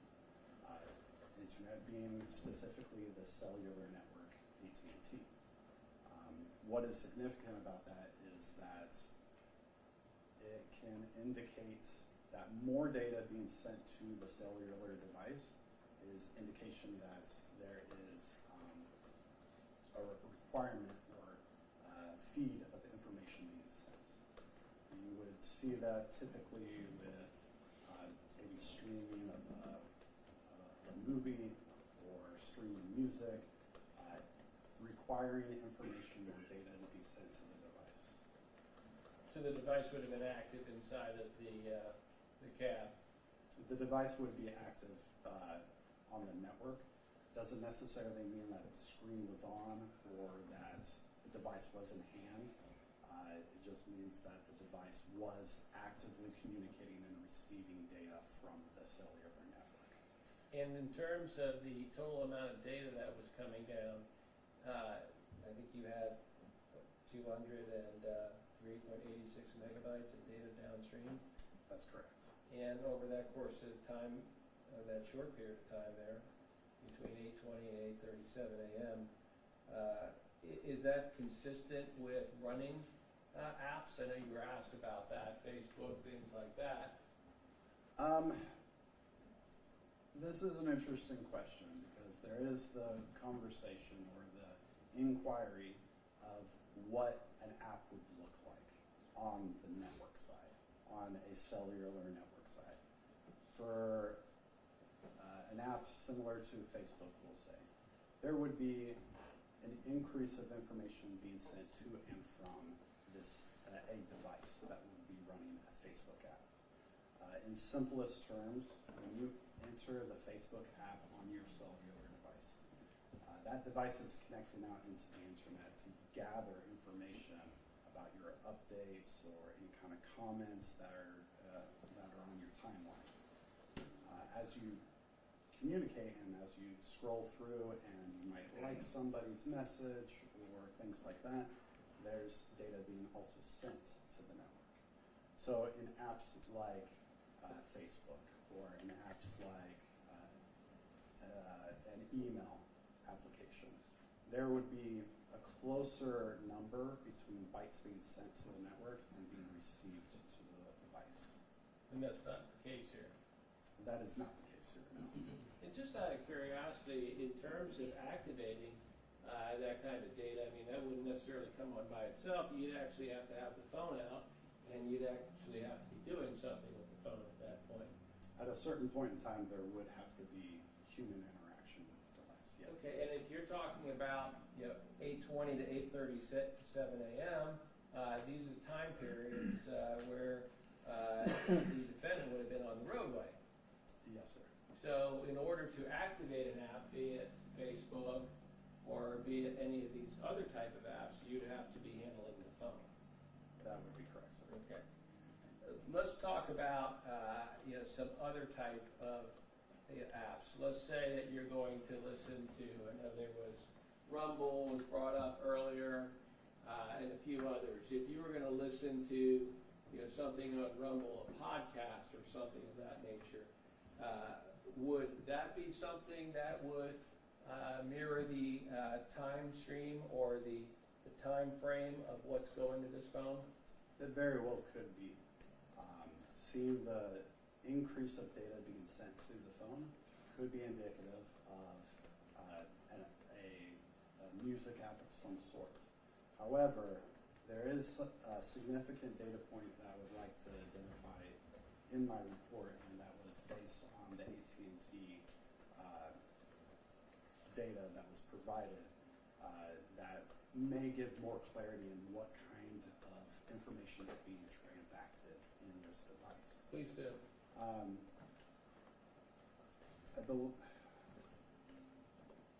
believe it was at 8:37 a.m. In a 1 minute time frame, a 1 minute time frame of data transacted, there is an equivalent of 40 megabytes of data being sent to the phone. What is significant about that high number of data being sent to the phone in a 1 minute time frame is by AT&T records and AT&T statement themselves, they have specified that streaming of a high definition video on a cellular device on their network is equivalent to about 41 megabytes per minute. So based on that volume for that one moment in time, there is an equivalent amount of data being sent from AT&T to this device of streaming a high definition video, Okay. which would be, if I may, a significantly higher amount of data than just listening to a streaming service like a podcast Okay, or a playlist. or a playlist. Because there's video data that's coming down with something of that nature. Yes. And for that matter, if you're listening to Rumble or a few of these others, I mean, they also come in video as well as audio as well. That is correct. So you can watch the host talk as well as listen to the host talk, either actively or passively. Yes, sir. But these aren't self-launching, are they? No, they are not. So if I have Rumble app, if I have Facebook app, and I want to watch or listen to Reel, or if I want to send something out on Instagram, my hand has to be on the phone in order to do that. At a certain point in time, it will have to be. Well, the time period looks like it'd be around 8:20 to 8:37 Yes, sir. where that data is coming down. And that would be an active request for that information. That would be, yes, sir. Would that be consistent, that amount of data, with a transitional Samsung update? It would not. And I'll go back to, I guess, basic understanding of computer devices. There's two goals with a computer, regardless of whatever it is. That it work the most efficiently as possible, and that it gives the best user experience. So in those two regards, it would be nearly impossible for a cellular update to be occurring during an operational time frame. If you've ever seen on your cellular device where you get a notification that says, hey, you have an update, we're going to be updating this in the middle of the night. It's never at 8 o'clock in the morning, although you can initiate that update yourself if you would like. When it's a system-initiated update, it is always done in an off-hour time frame. And in this particular time frame, the defendant was not on off hours. He was actively driving That a is Freightliner correct. vehicle on I-70. Yes, sir.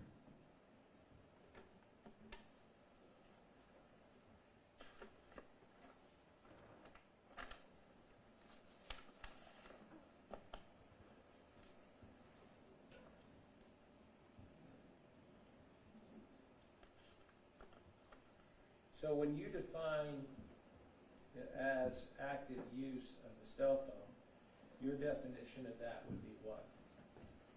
My definition of active use of a cell phone is that the cell phone is actively using the cellular network to accomplish a task, regardless of whatever that task is, whether it's uploading photos from your phone, streaming your favorite podcast.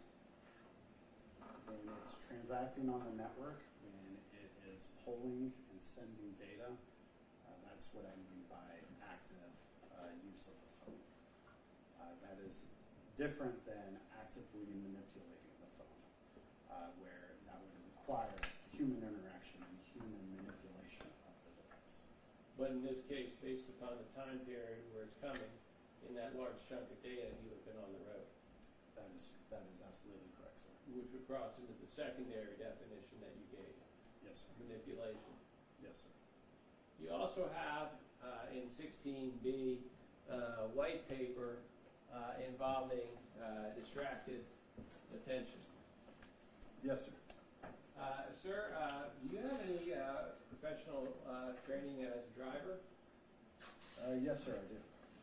Talk to us about that.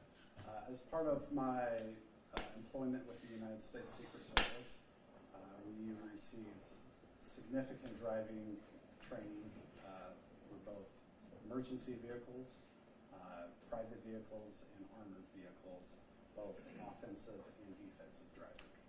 Okay. And sir, in terms of divided attention when driving, what does that mean to you? Divided attention in driving, for me, would be any external stimulus or mechanism that draws the driver's attention away from the task of driving a vehicle. Okay. And sir, you also, within your report, provided different examples of what that looks like. Yes, sir. Here's it. Can we go to the-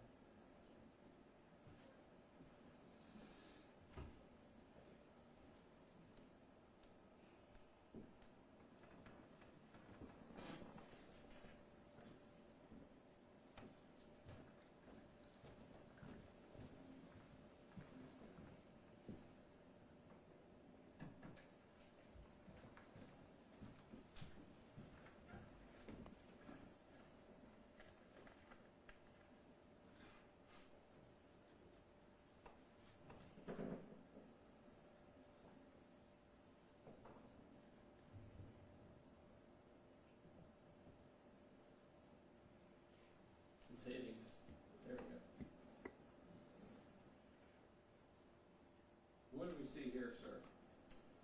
This is a uploaded Facebook video of a commercial vehicle driver operating his cellular device, and as we can see in the split image on the lower half, causing a vehicular accident. He was able to stay within the lanes. Yes, sir, that is correct.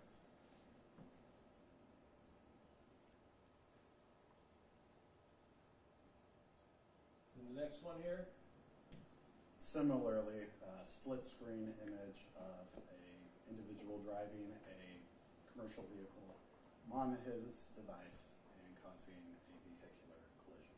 again, he was able to stay within his lane. Yes, sir. Again, he was looking up and looking down. Yes, sir. Is there a problem with that, sir, looking up and looking down? There is a problem with that. Reference to the white page that I had included into my report.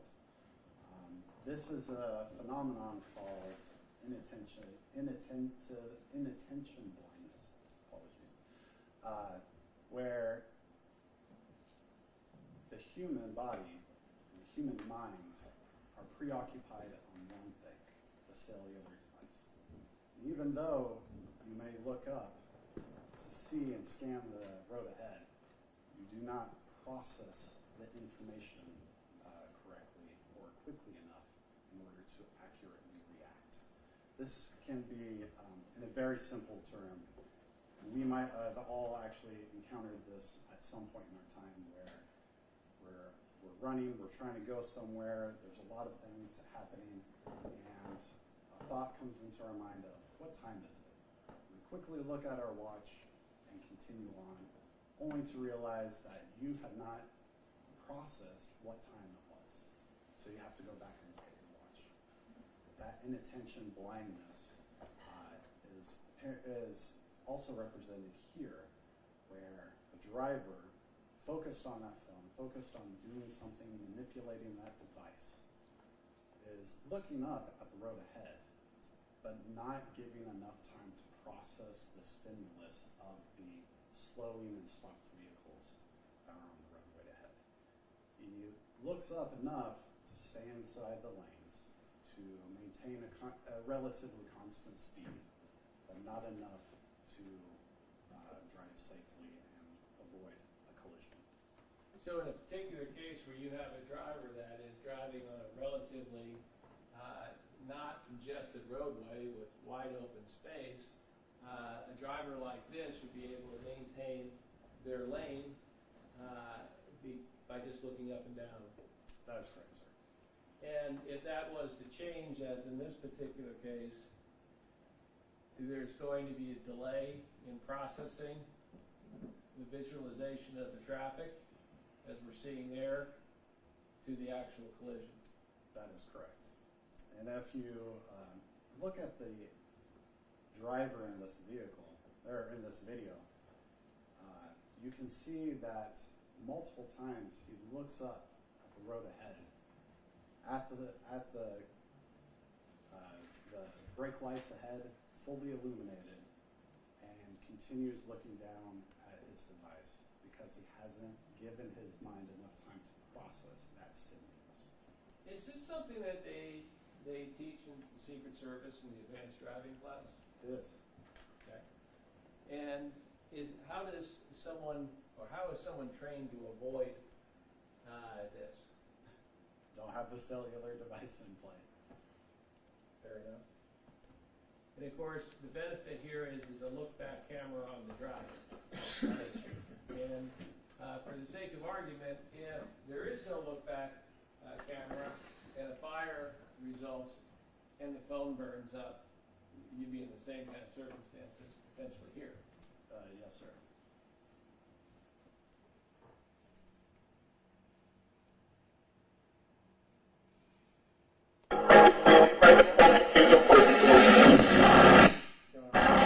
I'm objecting to the caption on this video. Yeah, I'm gonna just move on to that one.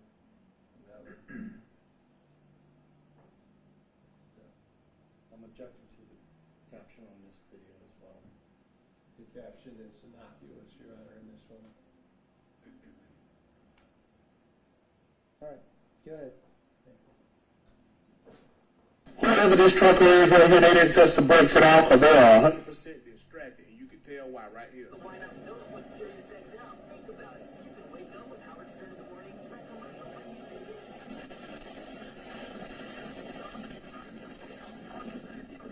SiriusXM.com/code. There's no backward-looking camera. No, not in this one.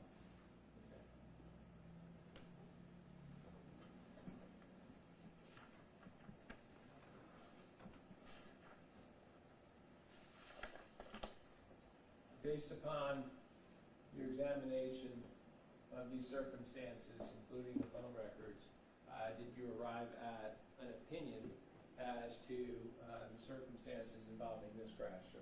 Yes, sir. And is that within a reasonable degree of certainty within your field of expertise? Yes, sir. As a professional driver, Yes, sir. trained in Secret Service, in addition to your background in forensics? Yes, sir. And what is that opinion, sir? There's a number of conclusions that I've arrived to in particular to this case. It is my professional opinion that this device was active, the cellular device. That because it was active, it created an opportunity for the driver to be distracted. That distraction caused the driver to move his eyes from the road ahead to that device.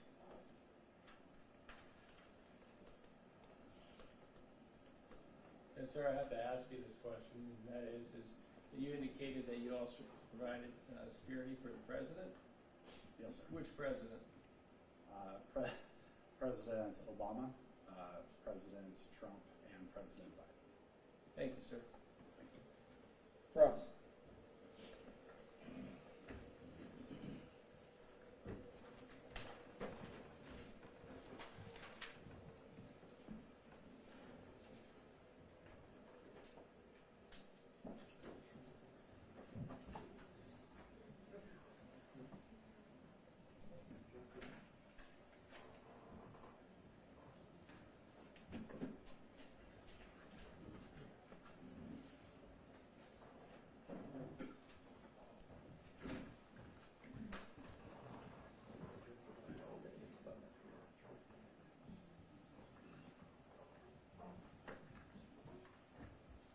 So you formulated a report in this case, correct? Yes, sir. Okay. This is that report, correct? Yes, it appears to be so. Okay. This is page 2 where you're listing all the stuff that you looked at, correct? Yes, sir. Page 3, same thing. Yes, sir. Page 4, same thing. That is correct. Page 5, same thing, up to this point. Yes, sir. Okay. So, you listed as the first element to address is the familiarity and understanding of equipment use. And you go on to discuss mid-state systems, but you're citing NTSB report, correct? Yes, sir. Okay. So, whether or not he was familiar with the truck has no bearing on whether or not his phone's connecting to the cellular carrier, correct?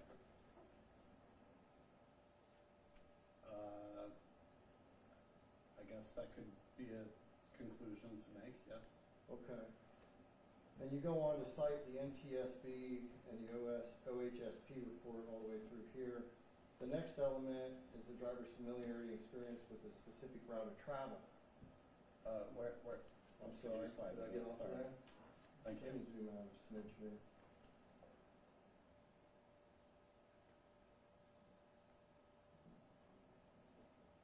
Okay, looks like we're getting blurry after that.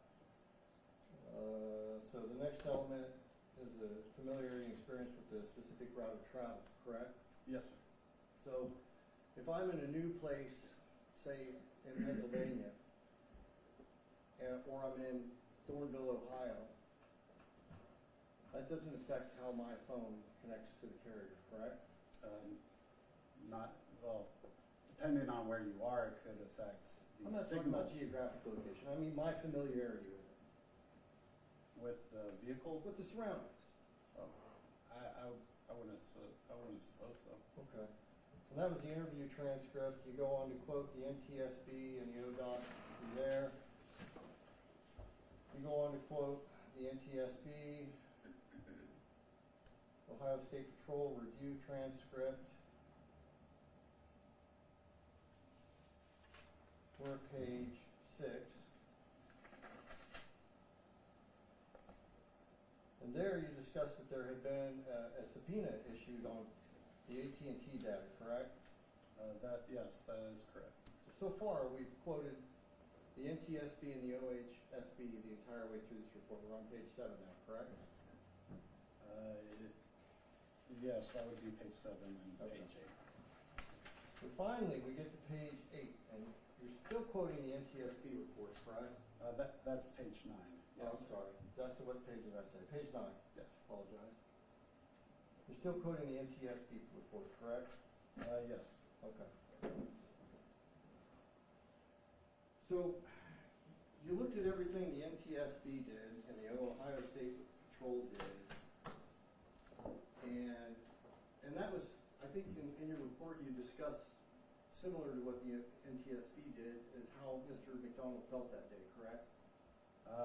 I quoted that transcript that was provided by the NTSB. And whether I'm sick or I feel good, it doesn't matter at all how my phone connects to the carrier, correct? I would suppose not. Okay.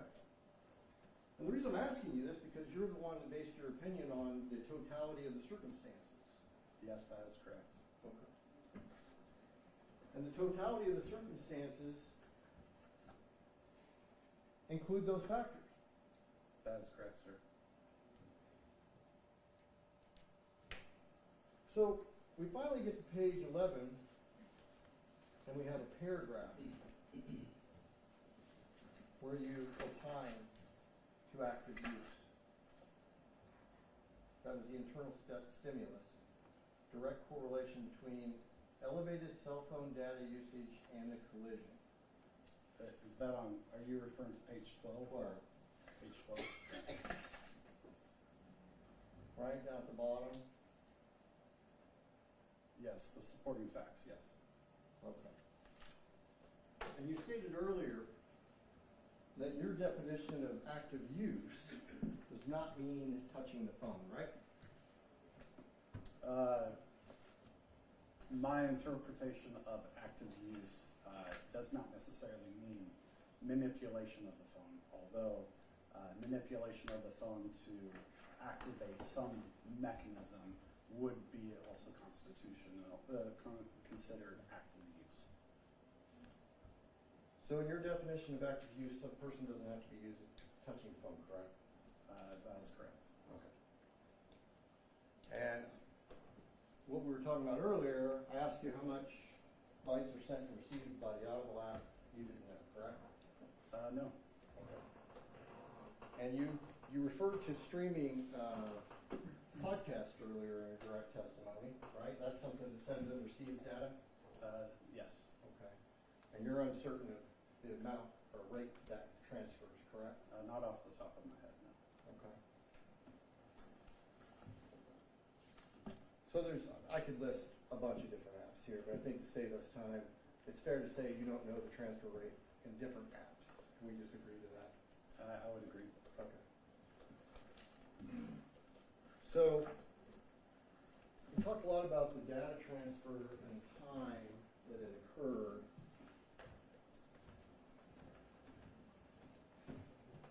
Back up a minute. You're aware that AT&T themselves tell you that they can't tell you what the actual user data is, rather just volume, correct? Are you referring to the disclaimer at the top of the AT&T records? Bottom of it, yeah. Yeah, the bottom. I wouldn't interpret it specifically like that. I think if we read it, it might be have a little more clarity. Okay.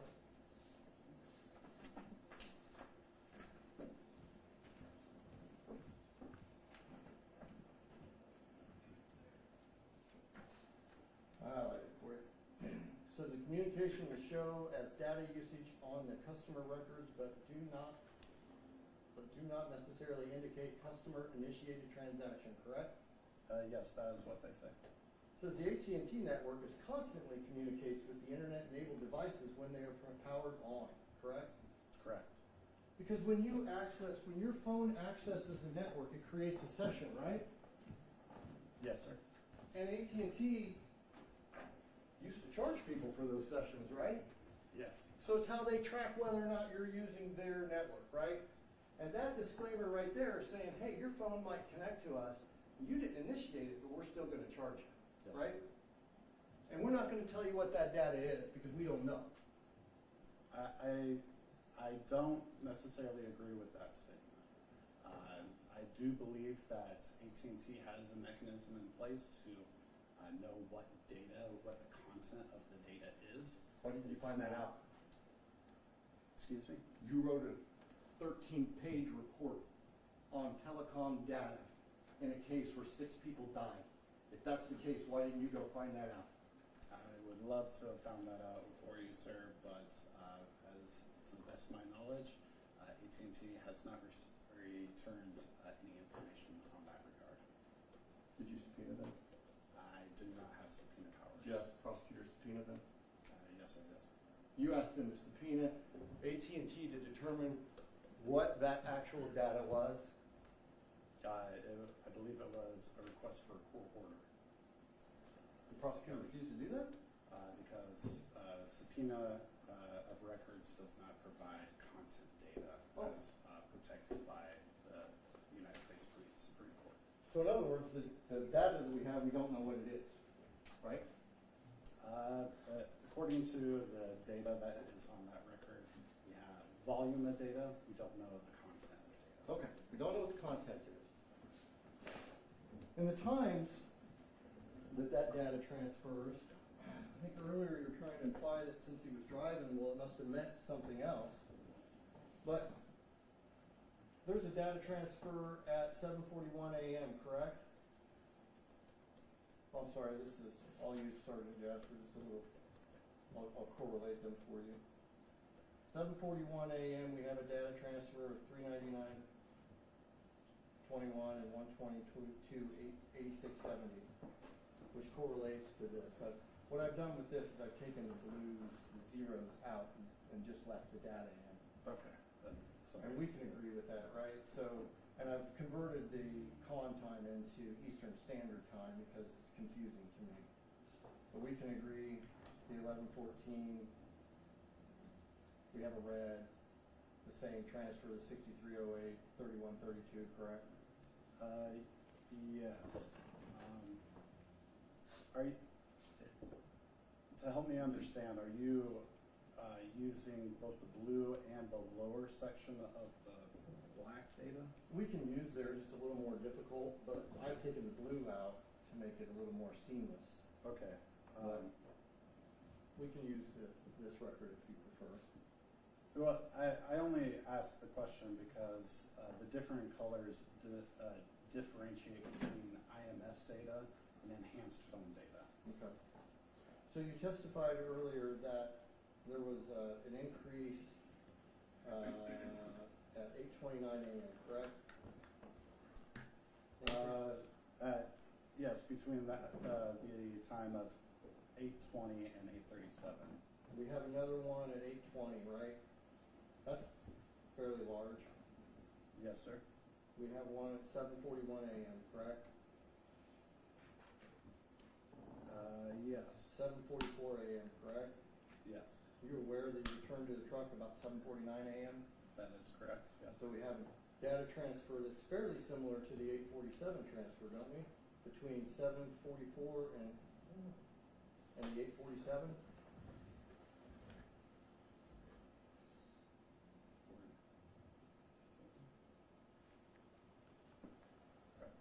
Can you rephrase your question, please? Well, I'm saying that there was a data transfer at 744, there was about, what was that, a million up and a million down, or is that 1,000? Million up, million down, right? Roughly. Yeah, it would equate to a megabyte up and a megabyte down. Okay. So then we have a megabyte up and 2 megabytes down at 847. Somewhat similar transaction, correct? Yes. More down, but a similar push. Yes, sir. Okay. Still doesn't tell us anything there, does it? Whether or not there was user activity, right?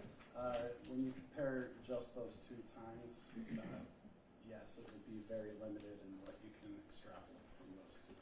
Okay.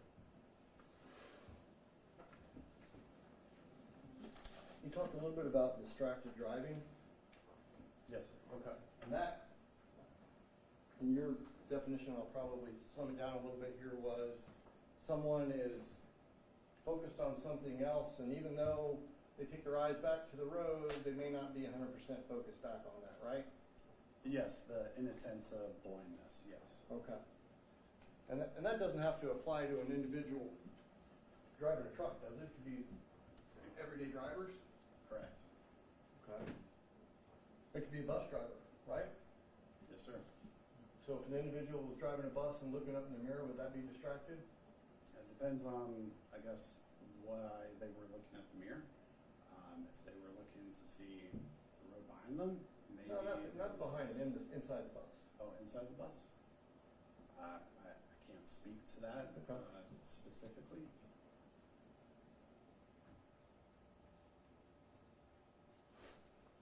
Have you ever taken an accumulation in your experience as a telecom expert?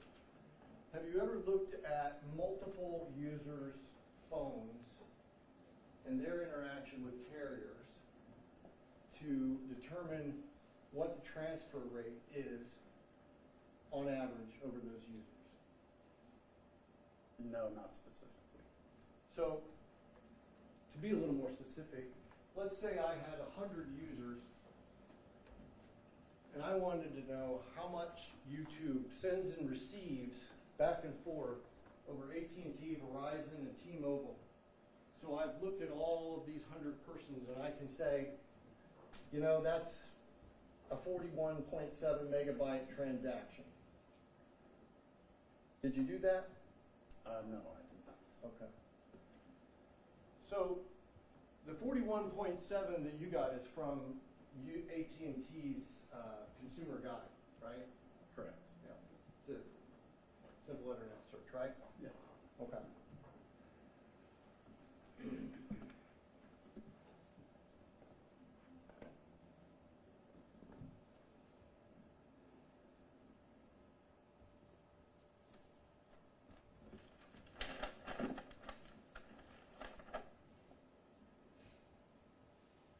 I have no further questions. Thank you.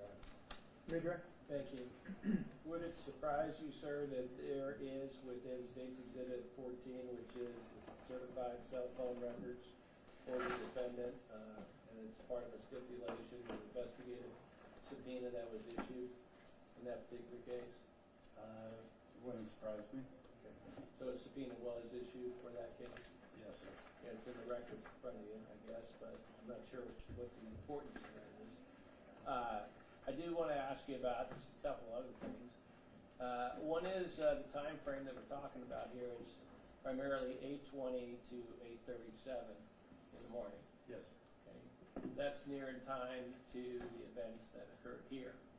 Yes, sir. That would have some significance. It would. Okay, and you were asked about active use, and I think you defined it, two different ways. Perhaps one at a higher standard than the other.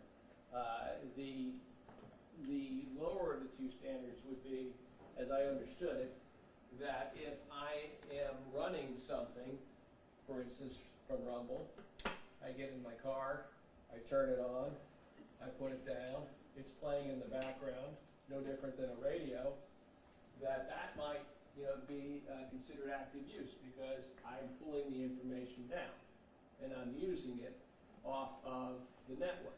Yes.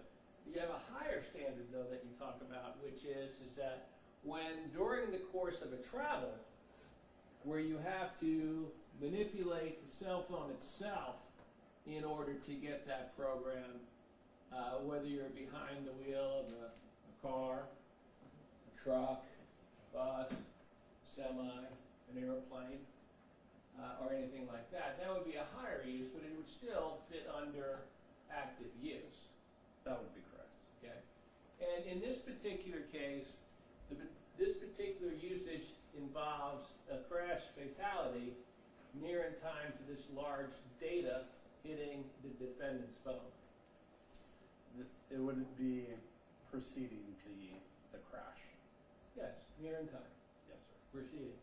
And I guess the thing is that obviously the best position to be in is if the phone didn't burn up. That would be correct. Thank you. Recross. No recross. Thank you, Your Honor. Thank you, sir. You may step down. Mr. Murphy. Approach? Sure.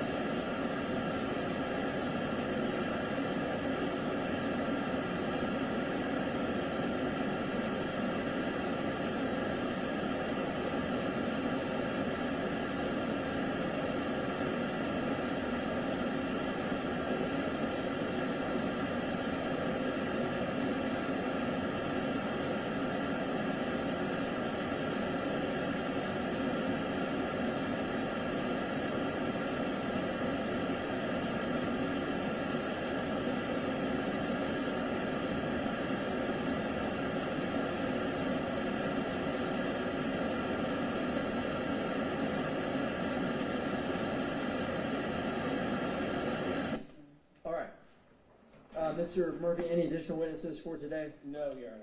All right, it's my understanding then we'll recess until Thursday morning based on the availability of the next witnesses.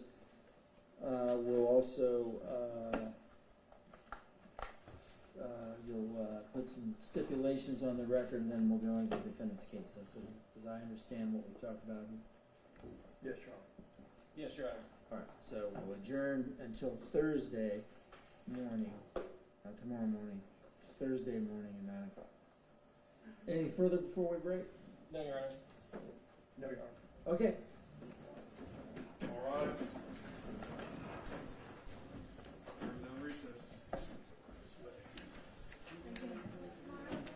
What am I gonna do?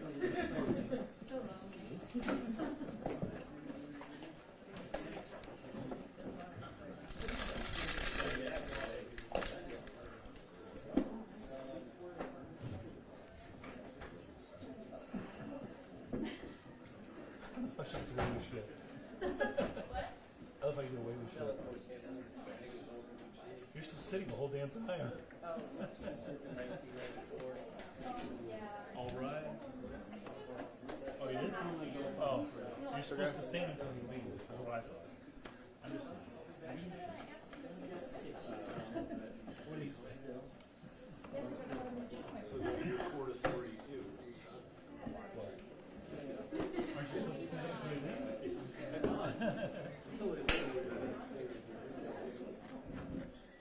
I mean, you're supposed to sit down until you come to sit down. You can stand for hours. Sit down, right? Is it the open one?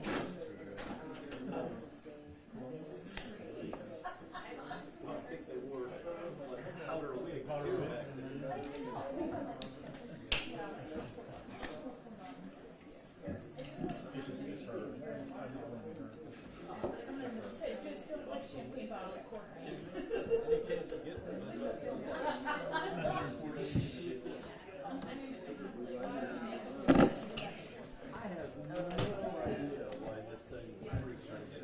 Yeah.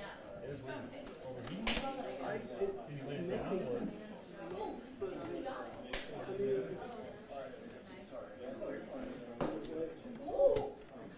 Well, thank you. I'm sorry about that.